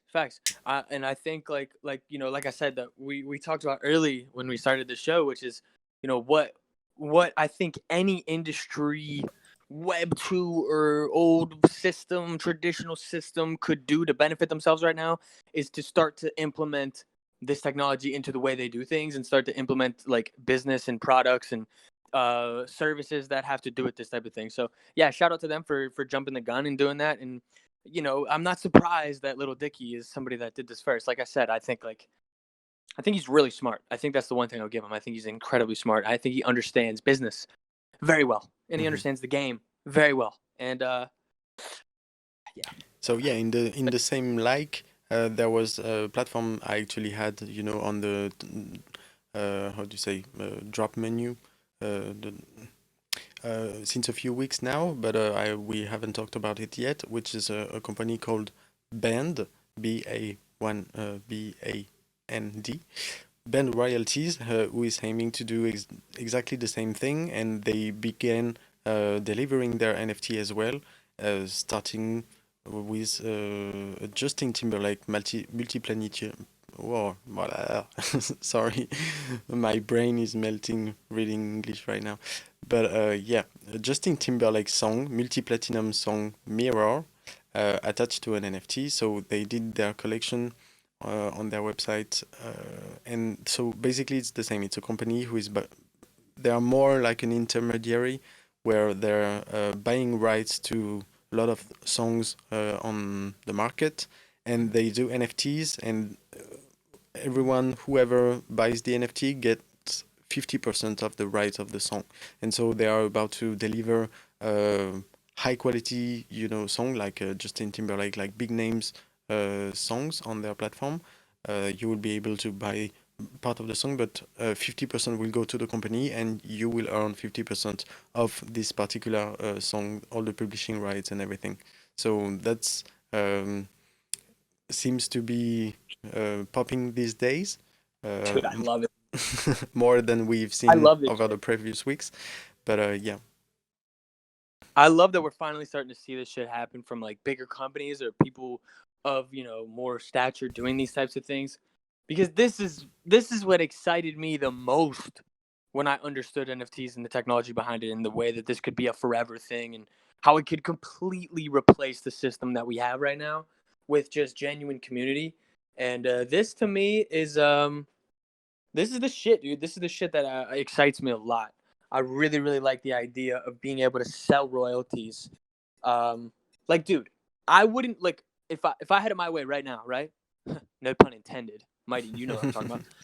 If I had it my way right now, I would literally every song I released, I wouldn't guts berserk. You go berserk in them guts. Clearly, that's how you got all that pussy, bro. But anyways, the point is I wouldn't release a song until doing something like I said. So maybe I'd be like, look, every song before it comes out, you can get a preview of it here. It'll come with this. You still give your bonuses, you still give your content, you still give all some kinds of cool stuff with it. But basically what you're doing is you're selling royalty percentages with each edition. And once those editions sell out, then the song gets released. Then the song comes out. Yeah, so you're basically doing a crowd fund to release your album, but that crowd fund comes with a benefit to anybody who provides the money to get the song released, to trigger its release. So you sell 50 editions. Once those 50 editions sell, now that song comes out on traditional platforms. Now it's able for everybody to listen to. And now you're going to have an interesting level of betting on artists. And that to me, dude, it just hypes me up, bro. It makes me want to throw punches at the air. It's amazing. Yeah, I believe that's what Opulous is doing by lending money directly from investor to artist in a decentralized manner. That's what the platform is aiming to do. So I don't know exactly in what form yet you can do so. So if you, like you said, you can pre-generate a supply that will unlock with the in a sort of a crowdfunding way. Sorry, but Oh, good. yeah, I think that's what they are doing exactly. So it might be worth investing even more with this platform. So yeah. I'm curious what. Hold on, I'm curious what Vandal you're talking about here. What about the market makers? One push from any random artist by Elon or gang Oh can yeah. push up any artist. Very true. I mean, like, Mhm. what happened with Doge? What happened with Bitcoin? Whenever Elon was positive about it, even though I really don't, I think it's all bullshit that Elon really has that kind of effect on the market. I think he's almost warning us when other things are happening because there's no way that man is fucking It's making all all a that shit go show. down like that. I don't believe it. But but I am curious what you mean. What do you mean by market makers? In that case, just curious. Yeah, there will be market makers, especially. Yo, Yeah. Hello. I figured I'd just jump on and Oh just hell tell yeah. you what I meant.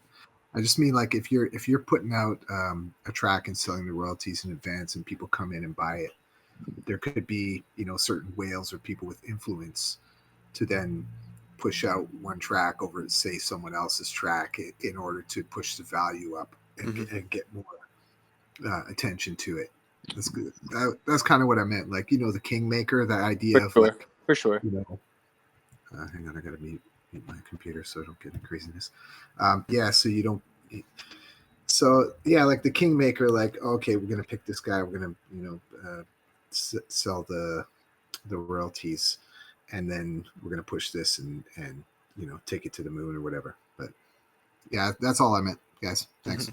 No, yeah, absolutely, dude. I appreciate you coming on the mic and sharing that. I definitely do see that being a problem. But this is a problem that stretches much further than Web3. It stretches just on human nature and people being just overly greedy and overly capitalistic with the way they approach things. This is also, once again, why I say lawyers and regulations are inevitable in this space because what you just said is why somebody who has a lot of money wouldn't want to do what you just said or wouldn't want to do what we're talking about here because of what you said. Somebody could easily shove up the market and it does exactly. It puts the money ahead of the music. But isn't that already the case? That's kind of like what I'm saying is like, look, it's a problem that stretches further than Web3. Right now it's hidden. Right now it's hidden in labels. It's hidden in in companies and like sync deals. But it's like, look, you're not getting any deal. Your song's not getting on the radio if the money isn't more important than the music. Of course, the music's got to resonate, but like, look, there's been 1,000 times over hits that could have been on the radio or could have been a sync deal, and they weren't chosen because of some sort of political tie that is once again just the deeper problem here, which is human corruption and collusion of whatever it is, because people just love the idea of money more than they do of actually pushing good music. So I do agree that the tech is meant to level the playing field, and I would hope that it does. But I think in some respects, when it becomes as mainstream as we all believe it will, which is where there's going to be a platform where you can buy 1% of your favorite of a Drake song anytime it comes out, and there's 1,000 people that spread that royalty across their life. Like that's the type of shit I see coming. 5% of a Drake song spread out among 50,000 people. Like think about Yeah. 50,000 people all owning 0.0001% of a Drake song for life. For life. That's gonna happen with every artist, in my opinion, and that's that's where the whale type of thing might not matter as much, but it still is gonna happen. I don't see it being. You can't stop it. That's why like the markets can move like the way they have in the past month, is because there's no regulations. People can just buy and dump and do whatever the fuck they want. Like it's But sadly the end result here is regulation. yeah, it's inspiring me some interesting thoughts as well, and Well, this is maybe fire. I was kind of dreaming while you were talking about it on some utopic as well as some dystopic situation for that. But on a utopic side of things, it could be interesting to see, like we talked about it for, big whales investing in artists in the Web3 space. That I've said that to me, it's the best people to give the money to create the best version of what we want to create here, because they know how to, do it right. So they need the investment and the money to create things the right way, or the creative, as close to possible, possible to the creative way. And so that can be interesting to see the market makers in that regard, that can absolutely create a star out of nothing, but maybe this particular person can now, himself invest into worthful artist or such. So I don't know, but at the same time, it can be dystopian in a way where for the next 10 years, until the blockchain is still a little lake, then someone doing a big ripple into it can probably mess things up pretty quickly, like Elon is doing right now with the whole space. You just put your feet into the lake and then you make big waves, but you cannot do this anymore when you're in the ocean. And so in 10 years, maybe, when there will be music trading pretty much everywhere in every house, that you can bet on an artist or receive 0.1% of royalties from Drake or whatever celebrity at this time, you will be able to trade. Then once it's totally mainstream, the market makers supposedly will have less influence in the big ocean, because there will be communities maker, maybe, rather than one big whale or whatever, like the GameStop story. So we can see a community taking over another, or taking over the world because they are too powerful, and such. Dude. But yeah. I love that last point, and sorry to cut you off because of my excitement, but I agree with the communities taking over the world. First of all, it's going to end the world too. Don't get me wrong. That's going to end the fucking planet too. But dude, I mean, man, like, wait until every sports team has their own fucking token. Wait until every single competitive concept is wrapped up in a token that the community directly benefits from. Like, imagine how much people give a fuck about their sports teams. Wait until that actually has a financial incentive to it. You want your team to win because you hold X amount of their tokens, and when they win, their tokens price goes up in value. And vice versa with a music artist, vice versa with everything else. Or not vice versa. I don't know if that's the fucking word. But the point is it's it's the same. It's going to be the same across the board. And when that happens, it's going to create super communities with it's not just about the passion now. Now you got money wrapped up into it. And that's why I say it's going to create powerful groups of communities. But that same powerful group of community will also probably destroy another one, and it'll cause massive wars. Like, not like wars like, hey, let's shoot each other. I'm talking like, yeah, maybe token wars. Like, bro, token wars yeah is probably the next fucking thing. Like, people don't even see coming. Whenever this shit goes mainstream, token wars are probably the first thing I'm gonna wait and see what happens. And I'm excited about it. Yeah, you know what? Wait until one community, if it's not regulated and it's still Wild West and whatever, if two strong communities and one takes over and the other makes lose all its money over its token, they will be out there, looking for them to kill them. So it will require pretty much some regulation here, because it can go emotional to many people, to the point where if it takes to the money, we know about the cyberbullying, and but it's just the communication layer of the internet. But if it goes that heavy on the financial layer, you will probably see it can open the door to way more violence and emotional reactions to community 100%. wars and stuff. Exactly. The emotional part is really what I think people don't understand, that when you tie it with a value, it's going to have a deeper emotional impact. Because it's one thing to have your team lose, but imagine your team losing and you actually lost value. Like, bro, it's gonna fuck shit up, bro. It's gonna fuck Yeah, shit up. But there will have to be regulations because of this. This is once again like these it's ideas and these dangerous. visions Can be might be dangerous. grand. Sorry, what'd you say? It can be dangerous. Yeah, absolutely. In fact, once again, I know I always bring up Connie because, well, we always talk a lot, but the first time I ever talked to Connie, literally the first time we ever had a conversation, one of the things he brought up to me was how, and maybe this is a little too personal, but I'm sure he wouldn't have an issue with it, is how, when he first had his token, had its rise and all that. He said it was great, but then there was a moment where, um, people sold off at one point whenever there was an actual liquidity for the token. And he was like, damn, like, that really affected me. Cause it's like, like you all had my token and then you just basically sold it. And like mentally, that was like impactful for him. And obviously he's had his rise back. But my point is, that's somebody who that's like one of the first people that we all know, in this space who directly told me about this. And this was the first time I had a conversation with him. So it was obviously something that was impactful and something that he felt necessary to share.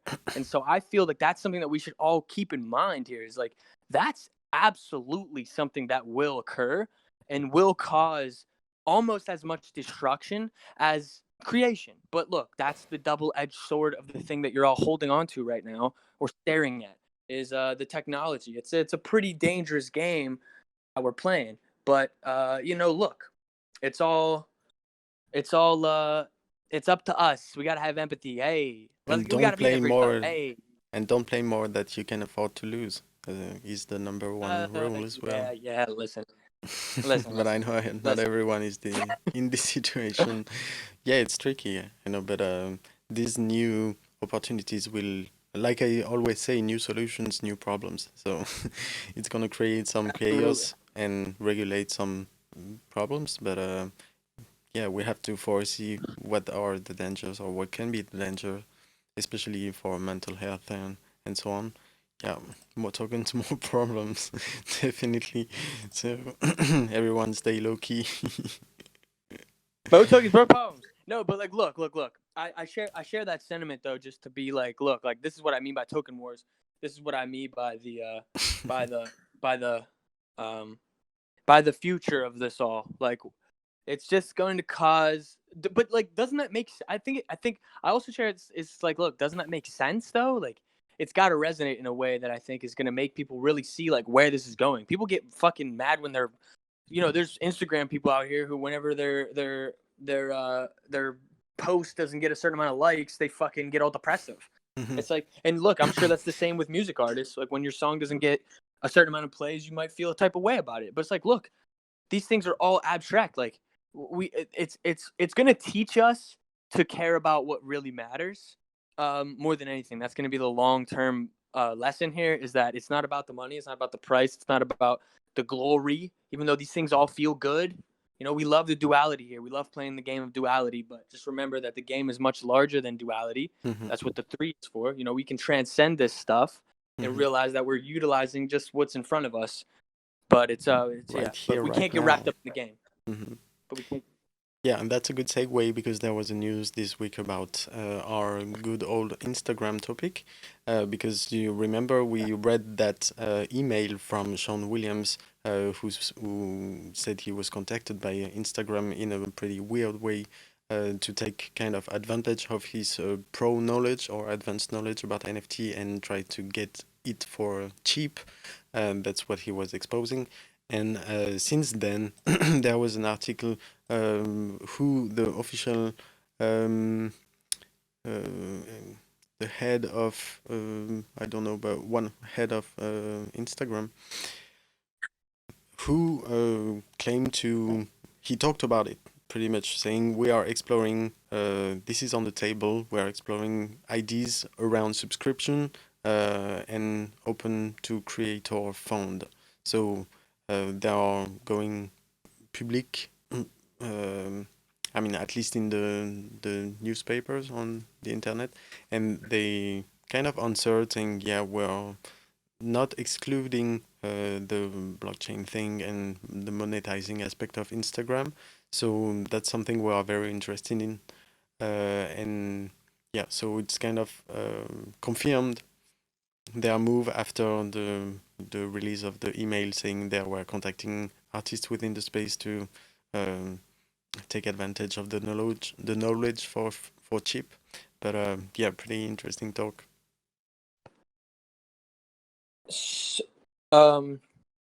So basically, Instagram is getting into NFTs, and I mean, the headlines said that they're overlooking artists, but you're saying that they're hitting up artists? What do you Oh, mean? sorry, this is a different one. Yeah, no, they were contacting artists within the crypto art space to get knowledge for cheap. Yeah, I mean, no doubt. We talked about this whenever Matthew was on. And we talked about kind of the problem here, and it's like, look, like. But bro, now I've they're literally kind of said this- officializing it, saying, "Yeah, we are exploring this path." Well, hey, that's a problem. that should say the same thing I've said literally since I've been in this space. I've said the same thing repetitively, maybe even in a naive way at first, but turns out like I just feel like I had a good hunch, and that's that the second that the big money wants to pop up in this fucking space, they're taking all these things down, bro, and they're gonna take all the big names with them. And you know who that's gonna make go with them is the little guys. The little guys aren't gonna care about the token smarts. They're just sadly not, unless we build a moat that gets us the potential that we want, and that's bullshit. And we're not the little guys. Don't get me wrong. Token smart is not the little guys here. We are this platform is legitimately one of the most OG fucking platforms I know of personally. And in terms of information and just community building, I think that this place might literally be the number one spot, in my opinion, in terms of OG-ness. Now, with that being said, like I said, if Instagram were to create some NFT space and do all this, they're going to wrap up even the people that are in this Discord. They're going to grab people that are even here, and they're going to suck them right into their game because it's easy. They got the money to do so. And sadly, I know everybody wants to say it's not about money. Bro, it is. Like, people are swayed by the concept of money so easily. And I don't know how we can combat something like that. It's not, and I'm not trying to be pessimistic. Maybe I'm being a little too pessimistic, and I do that at times, maybe for entertainment. But and I'm not trying to be facetious though. But BB Studios just said it.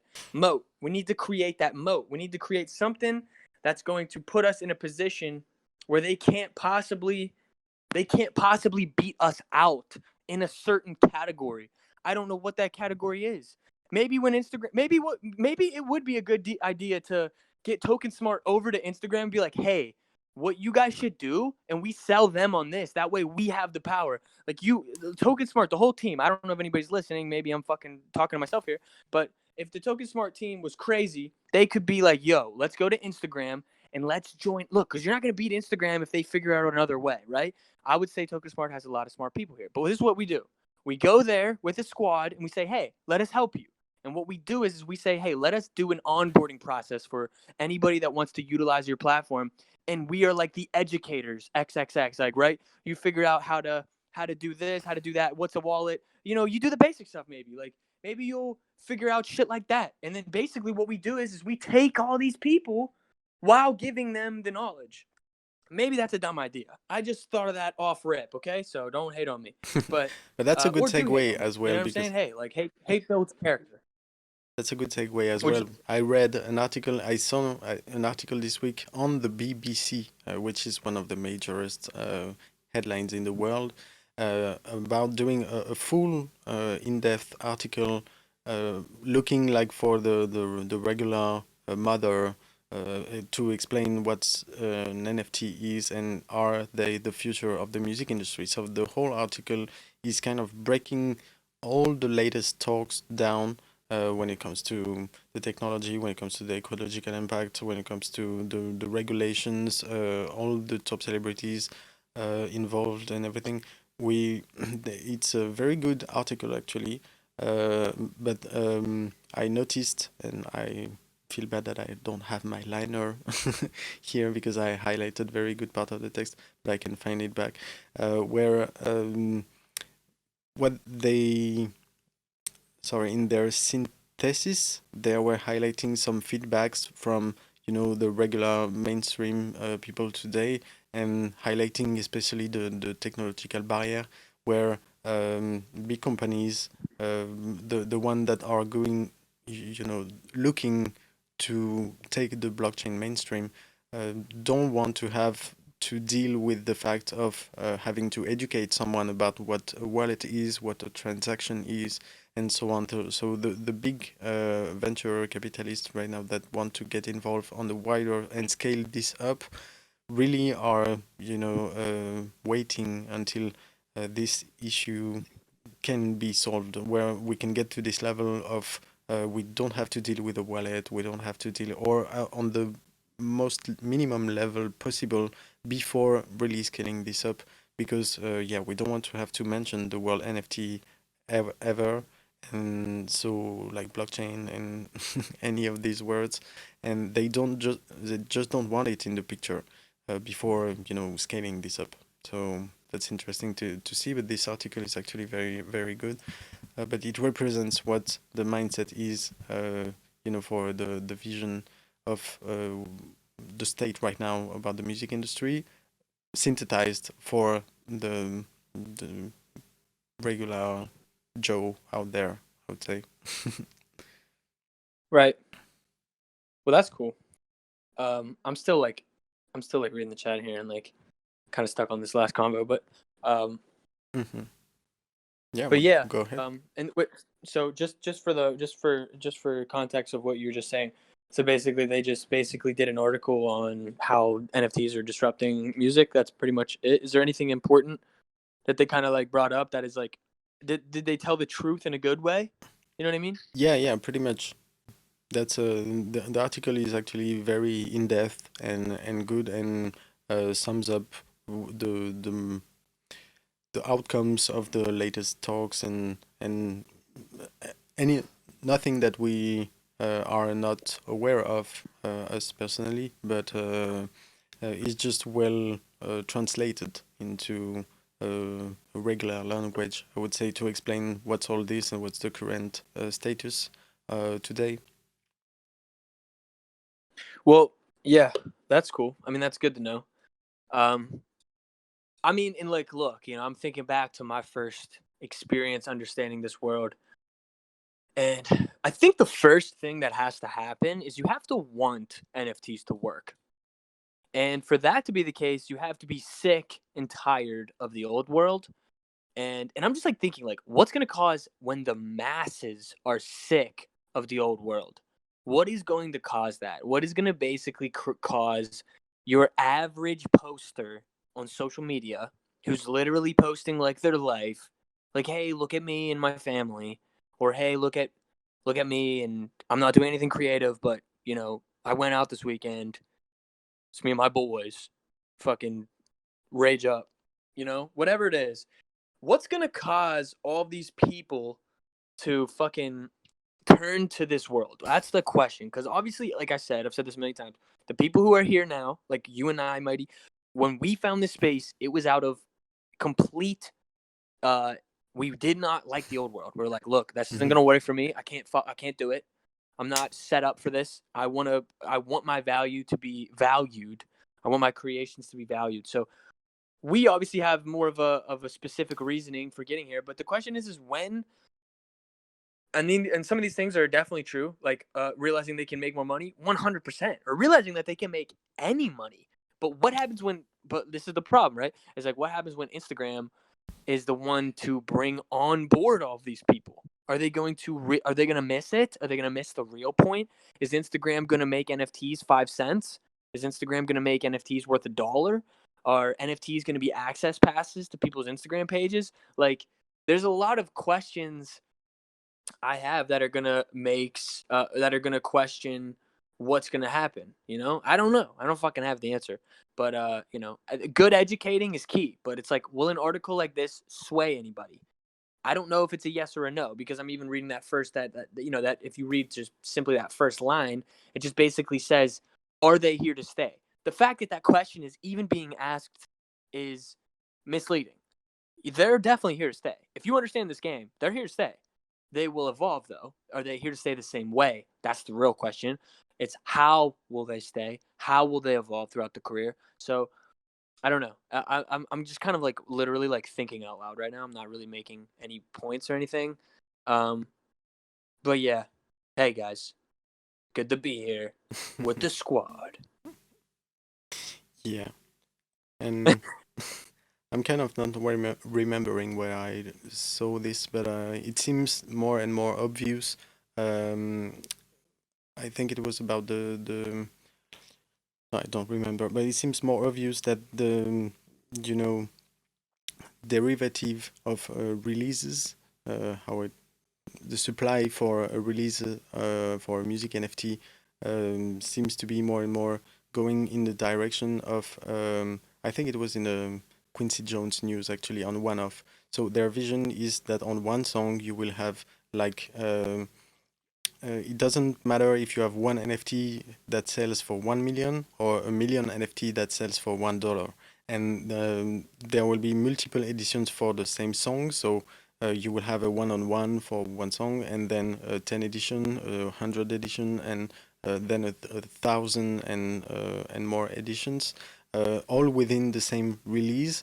Kind of in the like of the async drop with the the platinum records and then the gold and the silver ones with different supplies, and that's an aspect I was interested in reading about this one-off platform based on Tezos. I remind what we're talking about, but yeah, they were having this vision as well that seems to expand more across platform to have different kind of supply for the same release, and that yeah, you can sell one NFT for 1 million or a million for $1. So that's interesting to see this idea evolve as well. Yeah, and I mean, this type of thing gets incorporated into an Instagram, and you got yourself a deal. I mean, like, dude, Instagram is probably the first platform that makes sense to me to get involved with NFTs for the average person, because I would argue that it probably has the most users, other than like a TikTok maybe. Most users that would eventually grasp what's going on here, but it would definitely make sense that it would be more like of what you said, like a million for $1, Mm-hmm. and or like 20 for like, or like 20 for like fucking $3. I don't know, or like you know what I mean, like something like that. Like something like that makes sense, and you can make $60 off a post, and those owners can like trade them for other posts. Like, oh man, I don't know. It's gonna create a weird fucking world, dude. And I'm just curious how it all Mhm. lands. How it all lands. Yeah, and how weird, because the last topics I wanted to brought out was about copyright and China. But just before getting into that, I just wanted to mention this news about Opulous, who is collaborating with Binance to do NFTs music drop. So Opulous collaborates with Binance to launch exclusive music drops. Okay, uh, and yeah, nothing much. Just seeing this, early music initiative collaborating with this monster Binance. So they are pretty much in good hands to give us good surprises. So yeah, but the last topic was about China and copyright, and they announced that they have launched a copyright protection blockchain officially for all kind of documents across China, but especially as well for music. And another news that is interesting in that regard is that they have the technology to scan actually the voice into a song to recognize it through AI and match the name of the singer on the song. So they can you can track copyright today to the level of the voice layer and recognize who is singing on the song. And yeah, that was pretty impressive, noticeable for me. Um, If you get this. kind of. Can you say it again? I'm blanking. No, it's okay, but yeah, it's a technology that basically you can put your song, and you can take the voice and put it into another song, and the AI will be able to recognize your song on both versions, and then give you the copyright for your voice because it has recognized your voice on the two different songs. Oh, that's fucking weird. I mean, that's dope. That sounds like great technology. I'm just confused why that would ever be a problem. Is that like for sampling copyright? Like, Yeah, for where's that? example. Okay, that makes sense. Yeah, that's pretty weird and freaky, but that's I mean, in the sense of the AI will be able to recognize a kick or a hi-hat or whatever, from this song to another song, and it can become a kind of hellish in a sense. We had to have too much identification into a song by an AI, so that's interesting, but Yeah, I it's mean, kind of freaky as inevitable. well. Yeah, inevitable in some respects. Once again, it's like technology basically just continually evolving to a point where these types of things are going to be the norm. So, Mhm. yeah, I mean, hey, nice. Yep. So that was all for the news of the week.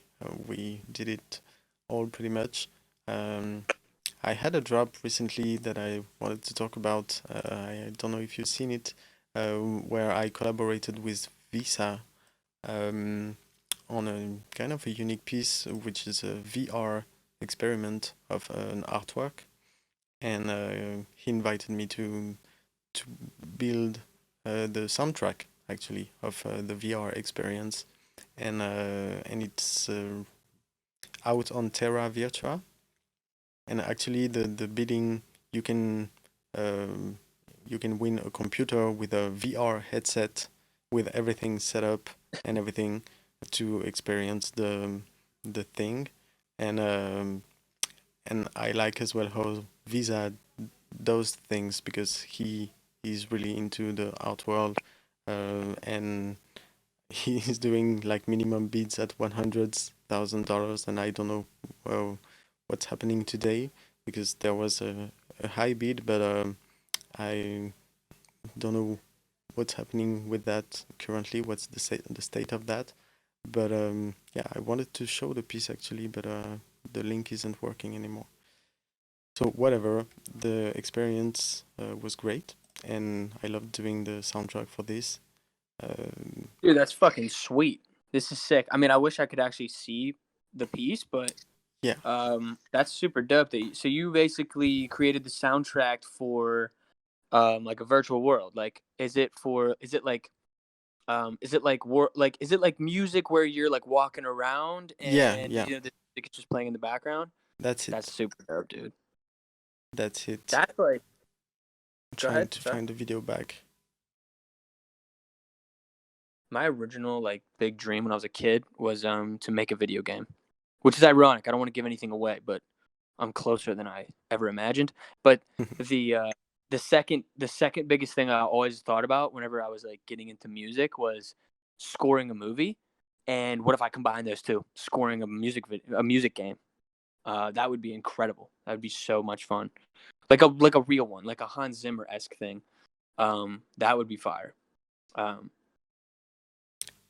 so I did just Yeah, here it is. I believe an extract of it, uh, of the experiment. It's not into the VR, but it's the environment.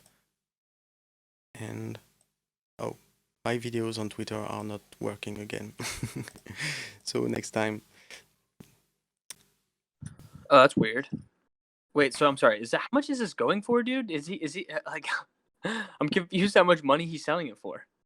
I mean, the minimum bid was $100,000, and there were Bro, 10. what? Are you about to cake 50 G's right now? No, actually not. But the idea is that there are 10 editions, and his minimum bid is $100,000, and so he can sell 10 of them. But if actually someone comes with 1 million, he only does one edition of it. and destroy the other 9, pretty much. But here is an extract if it works. What's up, party people? It's your favorite crypto artist from a very, very sunny and hot Dubai. And a few more words about this drop that we're about to do with Terra Virtua, the VR Brave experience. Took over a year to make. Incredible package. But I've been going on enough about that. I wanted to address something else, which is the psychological effect, which is the bloodbath that has been the market for a little bit now. But this particular art piece is aimed at the OGs, those who bought Bitcoin at, God knows, whatever, $8, and Ethereum at $5 or something like that, who are immensely on the plus, regardless of this being a temporary dip of this and that. So if you widen the scope just a while ago, the market, when it was at this point, was everyone was ecstatic. And this is just a blip ago. And those of us who understand the foundations of Bitcoin know that it's soon to be something else as well. In some sense, I suppose it would have been smart to drop this a little bit later, when it's bouncing back up and people's mindset is slightly different. But we chose to push on with this. But that is part of the reason why we do have a minimum bid of about $100,000 before we let go of this, and that's barely covering the costs of this massive, massive project. So I'm very much looking forward to my chat with Gary, co-founder of Terra Virtua, at 2 p.m. BST today, and putting this auction online, which will be 4 days and ending on the 27th. And it's a pretty crazy thing altogether. It is, I dare say, holistically the most comprehensive crypto art piece ever made, both in substance, technically, and delivery. So, come join us. Here you got it from his words. I mean, the hype's real. The hype's real. Absolutely, and I love to work on it. It was absolutely brilliant. So it's a map that describes the history of Bitcoin, and it's in 3D, and you can navigate it in VR with the latest headsets on the market, which are the Varjo headset, and which is basically like Retina screen. What Retina screen is for Apple, but this for the VR headset. So you definitely have a very high quality on those ones. And I was really excited, to do the music. It's actually very different from what I ever did, but I always liked doing kind of music for movies, for pictures.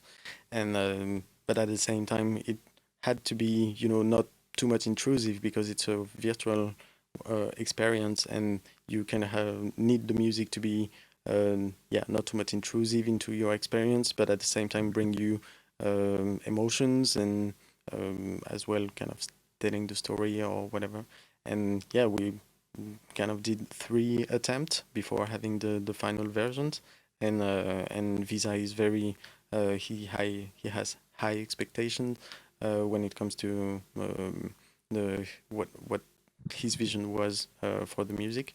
But we found out the right thing, and I'm very happy about it and excited for his vision to do business and to do market. So I have no idea on that side how he's really handling it, but I'm very excited and hyped just to have participated in this experiment. Yeah, dude, that's fucking sick. I'm really excited to peep it whenever I let you know the outcomes. Yeah. Yeah, no. I mean, dude, exciting stuff. He seems like he's pretty involved. Or he's pretty. I don't want to say he's just because I've seen some big sale. He seems successful. Is what I'm saying. In the space so far with things that he's done. So he's he's definitely talented and an OG. That's one of the first person I met as well in the space. So I sampled his voice on my first album and asked him for the authorization to use it, and that's how we met pretty much. And since then I love to see as well those relationships build up and create new things, creative things, especially. So yeah, big shout out to him. Yeah, that's dope. That's super dope. Well, I don't know if we have any more news, but I was gonna mention something if we are out of news, or if there's any questions too. Feel free to hit us with some questions. We love questions here. We love questions. But Lindsay's limited to one. That's it. I'm just kidding. I'm kidding. That's the Lindsay rule. But yeah, about the news, not much. Sotheby's,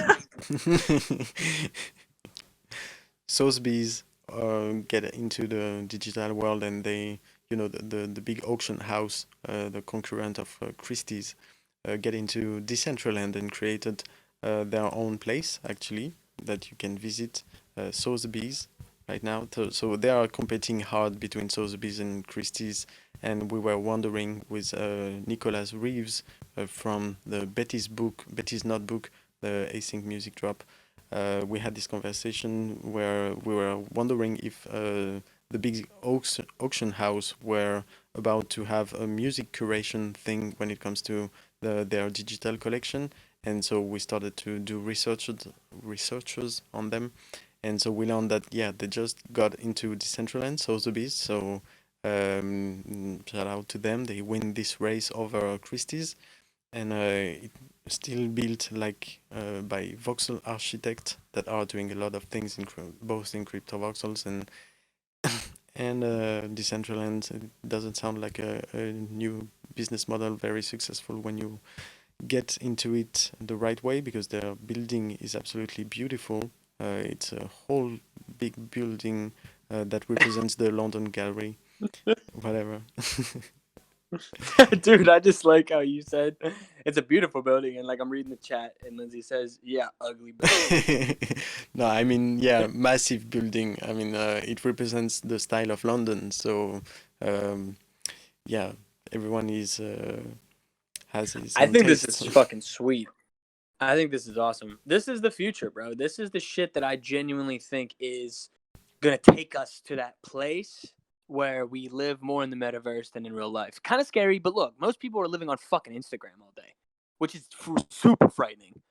Just imagine scrolling through everybody's fake life. You know what I mean? Dude, it's mentally damaging. It's just mentally damaging. I'm not saying the metaverse is going to be any better, but look, if anybody's ever played a massive massive multiplayer online game, those are actually pretty entertaining, and you can find yourself having fun doing pretty much anything. So I like this idea. I like where this could be going. I'm a fan of this. I think it's a game. It's a level up for them. It's a step ahead. It's a good move. And that's you know what's funny is that the guy at the entrance is actually a representation of the real guy in London. And I searched for him and found him on Instagram, and I complimented him about his smile, because that's basically a big part of his attitude here at Sotheby's. He has a wonderful smile, and they captured it and immortalized it into Decentraland. And so I complimented his smile, and we kind of follow each other now, which is a kind of a very funny story from where I come from. And you know what, my love is working in the art world, and I was kind of tickling her, joking with her, saying I come from nowhere, and the guys in front of SotheBy kind of follow me now on Instagram, and she's as well struggling with the studies at the university and the mindset from the university versus seeing the NFT space, booming and everything. So it's kind of conflictual in her head to see all this, but we talked about it a lot. And here we witness together the art world FOMOing, especially Sotheby's and Christie's, into the NFT world.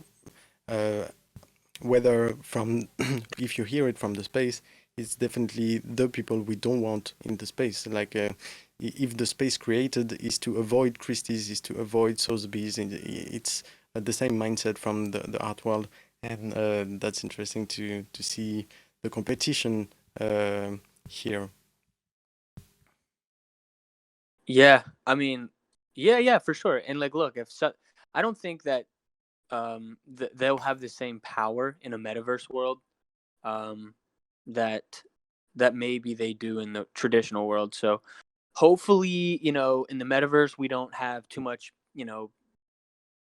tomfoolery, I'll call it, going on.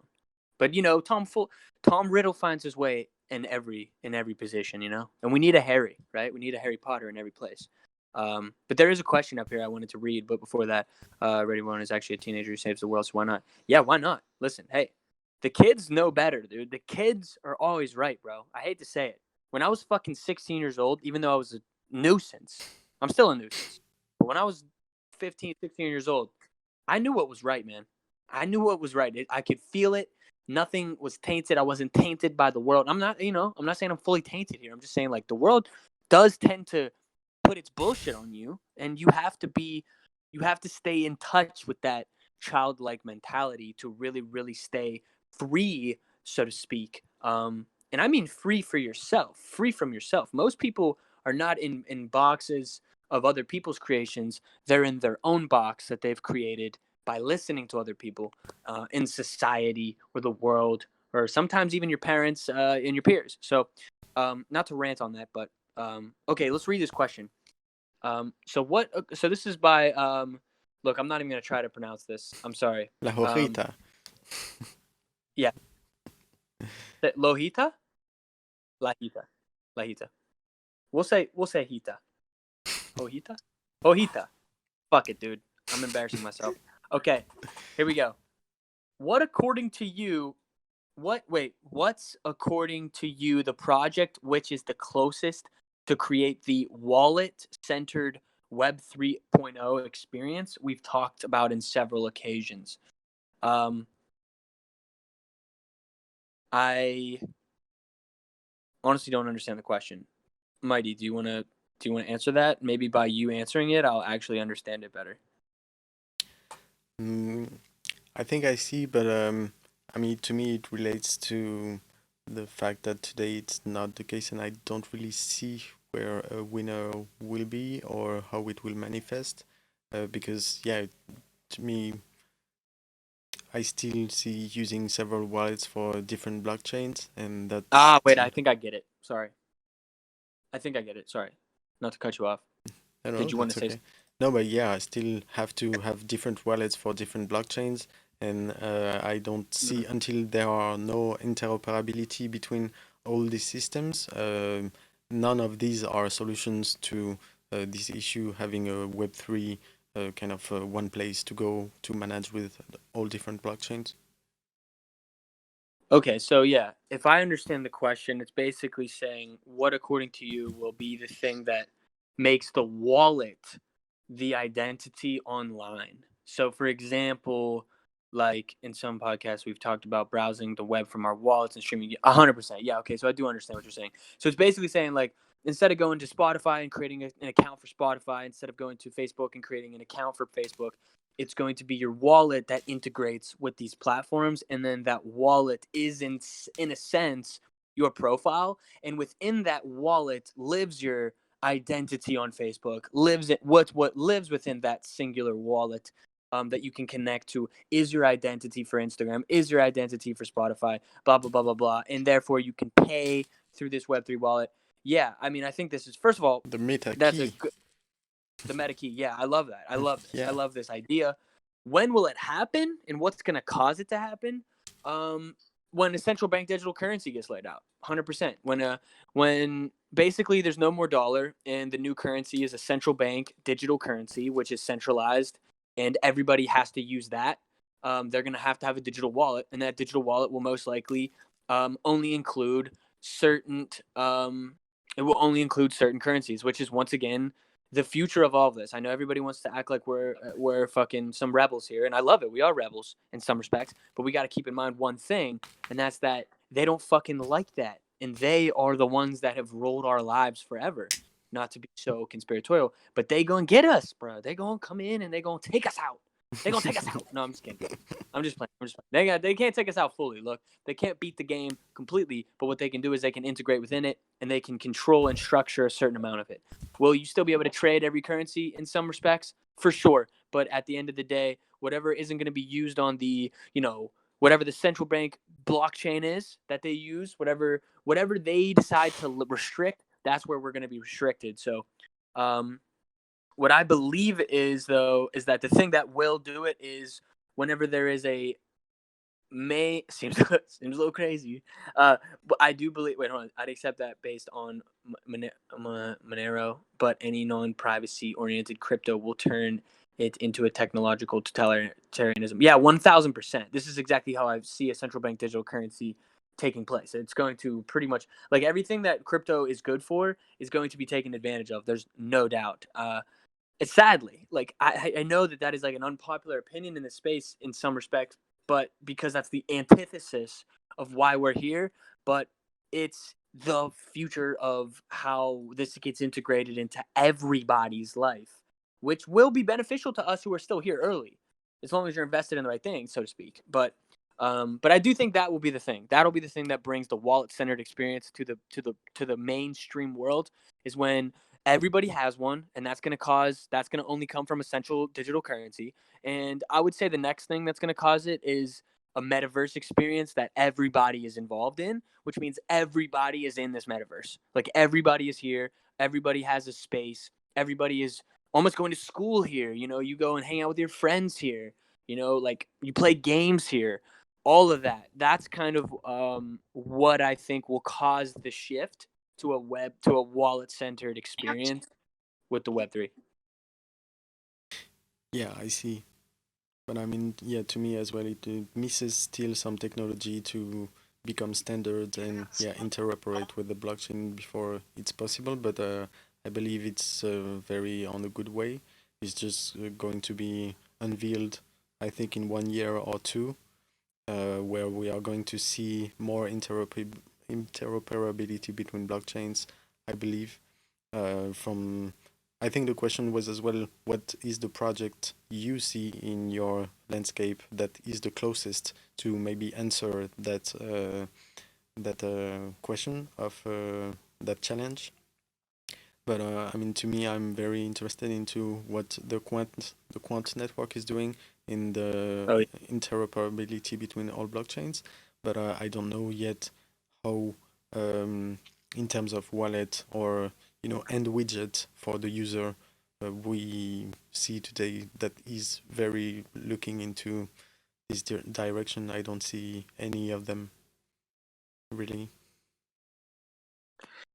Yeah, that's a good point, though. That is a good point. Like, which one is going to be the thing that connects them all? What is the thing that's going to be the technology that, what's going to be the thing that catalyzes all of this to happen faster than it's already happening?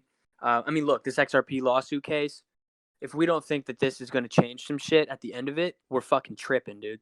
When this lawsuit is over, I expect crazy things to happen. Like, I expect massive changes to happen very quickly.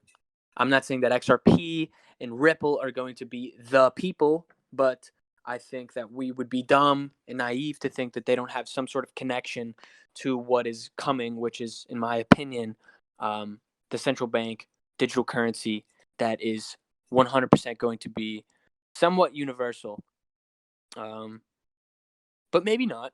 I don't know. Look, who knows? Who knows what's going to happen? But look, let's say this. If I could, I'd move out. I'd move to Costa Rica tomorrow, or Puerto Rico, or some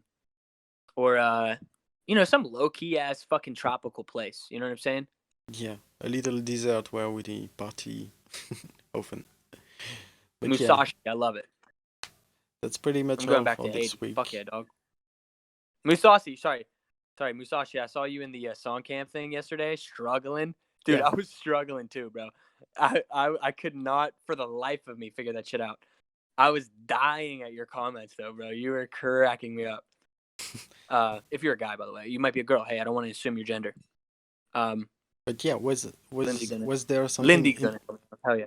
Was there something interesting that you can share with us from that call? Because I was curious and it sounds fun.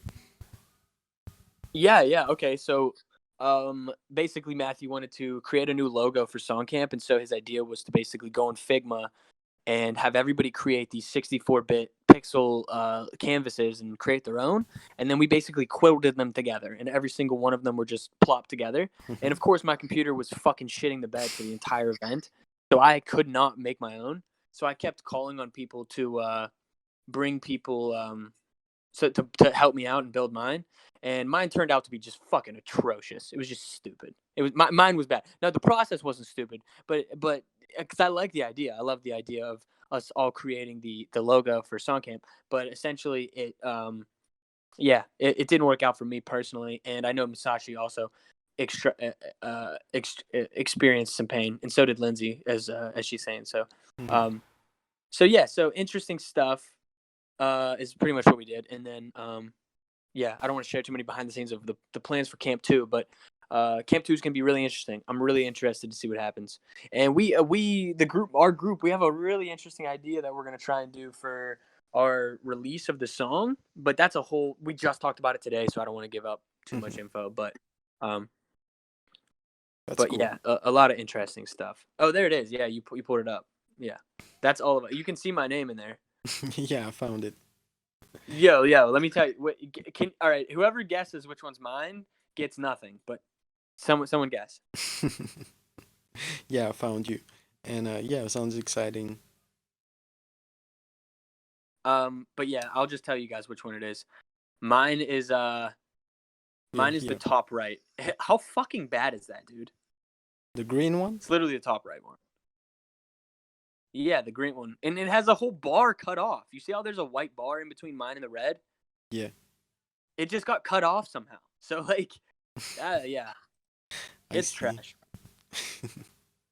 Considering like my whole design for like my project is pixel art, it's pretty disappointing that mine didn't do too good. Yeah, but Mine's a flashback. Thanks. Yeah, you're welcome. You're It's welcome all- for that. it's all about training. Yes, training. Mhm. But I'm assuming we got through most of the news. I did want to Yeah. share. I wanted to share a little bit of something, with the chat if they're interested. I know most of you. If you were at the Bullish or Bear show, I already shilled this, but I'm gonna shill it again. Mhm. I'm gonna shill it up. I'm gonna shill myself big time. Go. Big. Do I have the green light? Yeah. Right on. So basically, I am trying to, get people's fucking emails because I'm trying to get an intimate way to connect with people. And I was going to create an NFT to release this package of content, which all has to do with the song camp. And basically, it's a full length documentary film. It's like an hour and a half long. It shows my process creating the song, and a lot of behind the scenes and a lot of fun stuff. There's even a good moment where I'm driving to Sheets after I worked on the song. Blah blah blah. Lindsay, yeah, you did sign up, and I sent you an email, which I don't know if you've actually opened, but that's okay. But the point is anyways. So I just need. You never got it? Maybe it's probably in your spam. That's probably why. It goes to a lot of people's spam at first because it's one of those automated ones, and the automated emails always go to people's spam. But because I made sure I put your name on the list actually. But so anyways, I am just basically going to drop a link to my website, and if you want, no requirement. I'm basically getting myself into creating a little group of people that are going to get basically direct updates. You'll get special offers whenever I'm doing stuff. You'll get the early access to certain things, whether it's music or updates on projects, as well as you will be a lot more likely to receive my token, which I have yet to create liquidity for, but there are rewards being created already where you can, request me to do a custom guitar video for you or a custom live stream, things like this. But it's pretty difficult to earn the amount of tokens necessary for this. But don't worry, that's all coming within time. And I just wanted to drop a link to my website. If you are interested at all, you just click the link. and there's going to be an annoying pop-up, and it's going to say, hey, join my world. And once you join, as a gift, like I said, I was going to basically token gate this piece of content, but anybody that signs up tonight, or even in the next week, I'm going to probably keep this going for a week or two, maybe, until I'm really ready to do the next leg of things. But you will get the full documentary as well as audio files from the creation process, which is you get demos of the first iteration of the song. You get like my original vocal takes. You get all kinds of bullshit like that. And you get like the a little experience guide as well to give you a rundown of how to view the content, so to speak. I'm dropping a link right now. I appreciate you reminding me because I always forget to do this. And I know a lot of you who are in here already have one. So yeah, or you're already in. Wait, does that work? How do you fucking make it work? Does anybody know how to make it actually a link? You have to Do add I have the to do the HTTP. HTTP Yeah, thing? unlike Twitter.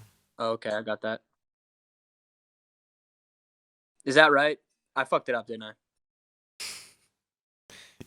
Yeah, again, no, I think you have to copy paste everything again. Yeah, thank you, Carolina. You got it right. It's Carolina. You have his Guys, I'm back. Guys, I'm really bad at this. Hey, and by the way, I got a little thank you so much. It's Carolina. That is the website right there. It's an annoying little pop-up. But I appreciate you guys. If you do sign up, no pressure. It's completely free though, and you will get a pretty much an hour-long film where it's pretty intimate. Hey, you can get some interesting stuff from that. And not to mention some music and all that other shit. But I also am doing something. Yeah, I did do this again, Tigbo. My bad. You don't have to do it, Tigbo. You already did it. You're the man, Tigbo. Graph cow, hell yeah. And there is a little bit of Mao. No, don't do it again. Don't do it again. You don't have to do it again because you're gonna take all the Mai. No, I'm just kidding. I did. There's a little bit of a bonus Mai in there for people who do sign up. But anyways, one other thing I was gonna say is tonight I am. No, I know Tigbo. Then actually do it again because I made a new link. You should be good now. But okay, so one other thing I was gonna say is on Twitter I'm dropping a little short thing. It's a little guitar jam, but there's a little snippet at the end. I think it's a little funny. But hey, let's go to Chili's. Yeah, Listen, everyone. guys, I'm not good at the old. keep what's an it eye. called? Keep an eye on Mai's work because Fuck am I saying? yeah, I definitely encourage everyone to keep an eye on your work. I'm dropping something tonight on Twitter. It's gonna be funny. It might also not be funny. It might just be like semi-serious. I don't know. You guys fucking tell me. But yeah. And if you join, I'll also be in the next couple days. I'll give you the actual link to what I am dropping tonight on Twitter. Little teaser. So just some shit. I'm chilling myself, guys. You know what I mean? I didn't just give you 2.5 hours of fucking amazing banter with my boy Mighty here for nothing. I'm just fucking with you guys. I'm sorry. No, but definitely. Listen, I'm done. Definitely. I'm blessed to be here with Mighty. We are lucky to be able to bring you guys some amazing insights, even though we're not experts. You know, we don't know what we're doing. You know what I'm still waiting for, Mighty? I'm waiting for geniuscorp to follow me back on Twitter. That's what I'm waiting for. Aren't you? Didn't it is the case already? My bad, yo, now. No, they will follow you back. Geniuscorp does not follow. Okay, I'm gonna figure this out very quick. No, I'm just messing with you, bro. It is funny. I'm not very No, it is not. It's not Fan9. It's not. But yeah, absolutely blessed to be here, and we worked hard for all this, and seeing all this news was very interesting and learnful. So I'm blessed to share them with you here as well. And thank you for the chat and everyone. Definitely keep an eye on Mai's work because it's very exciting behind the curtains, and I know you're very humble, so you can shield as much as you want all your work. It's I love the fact that you put really yourself into what you're proposing, and I want to see that documentary actually. So I'm gonna set myself up as well for that, and or you can send me the Okay. link as well. I'm curious about it, and yeah, that was a pretty epic week. A lot of roller coaster news, marketing, technical stuff. So yeah, looking forward for next week. And but that's not every week such amount of news happens. So that's pretty intense, and that's why I believe we went for 2 hour and 40 minutes. And so yeah, but I'm happy to give all the time it requires to chill all this out as well. And it's a good way to exteriorize this for me as well. And yeah, it's pretty therapeutic in a sense for everyone. I wish as well, I believe. So very happy to be here. And thank you, everyone. Thank you, Mai. And Yeah, I'm dude. excited to Thank get you. back to what we were doing, doing some meaty Dude, stuff. absolutely, bro. And I appreciate those words. And I'm very excited to eventually share more, but don't want to jump the gun too early. But you definitely obviously know a lot, as you have helped me finish a large amount of the creativity or the creative aspect of this stuff. So special shout out to you, but we'll reveal more in due time. But yeah, man, thanks everybody in the chat for chilling and vibing with us. And we did have a nice chat tonight. And hey, let's show a little extra special attention to our ladies, tonight. Shout out to Or the forever, lady. not You don't just have the tonight. soundboard, but you should play on that crowd sound. I know. I should have. I'm on my phone right now because my computer is fucking dumb. But ladies, facts. But yes. We need that beautiful feminine energy in the space. So bring it together. Let's go. Here I am. Amazing. Let's close on that. So yeah, shout out to all the ladies. Go for it. We're here. And shout out TokenSmart. Shout out the fam. Love the love. And I wish everyone a good week. And stay safe. Stay balanced and everything. Shout out to the WIP crew and everyone rocking in TokenSmart. I know this week has been the Bitcoin Miami conference, and I know that the TokenSmart team has absolutely killed it. I have no doubt about it and got some feedback. So yeah, definitely some fruits to grow in the short and middle term, I guess. So let's stay connected. And yeah, see you next week. Hell yeah. Thanks again. Yeah. See you later. And I'm gonna close again with another Jockreg beat because I Let's feel go. he's pretty much underrated and deserves some attention. So bye bye everyone. See you. Bye bye.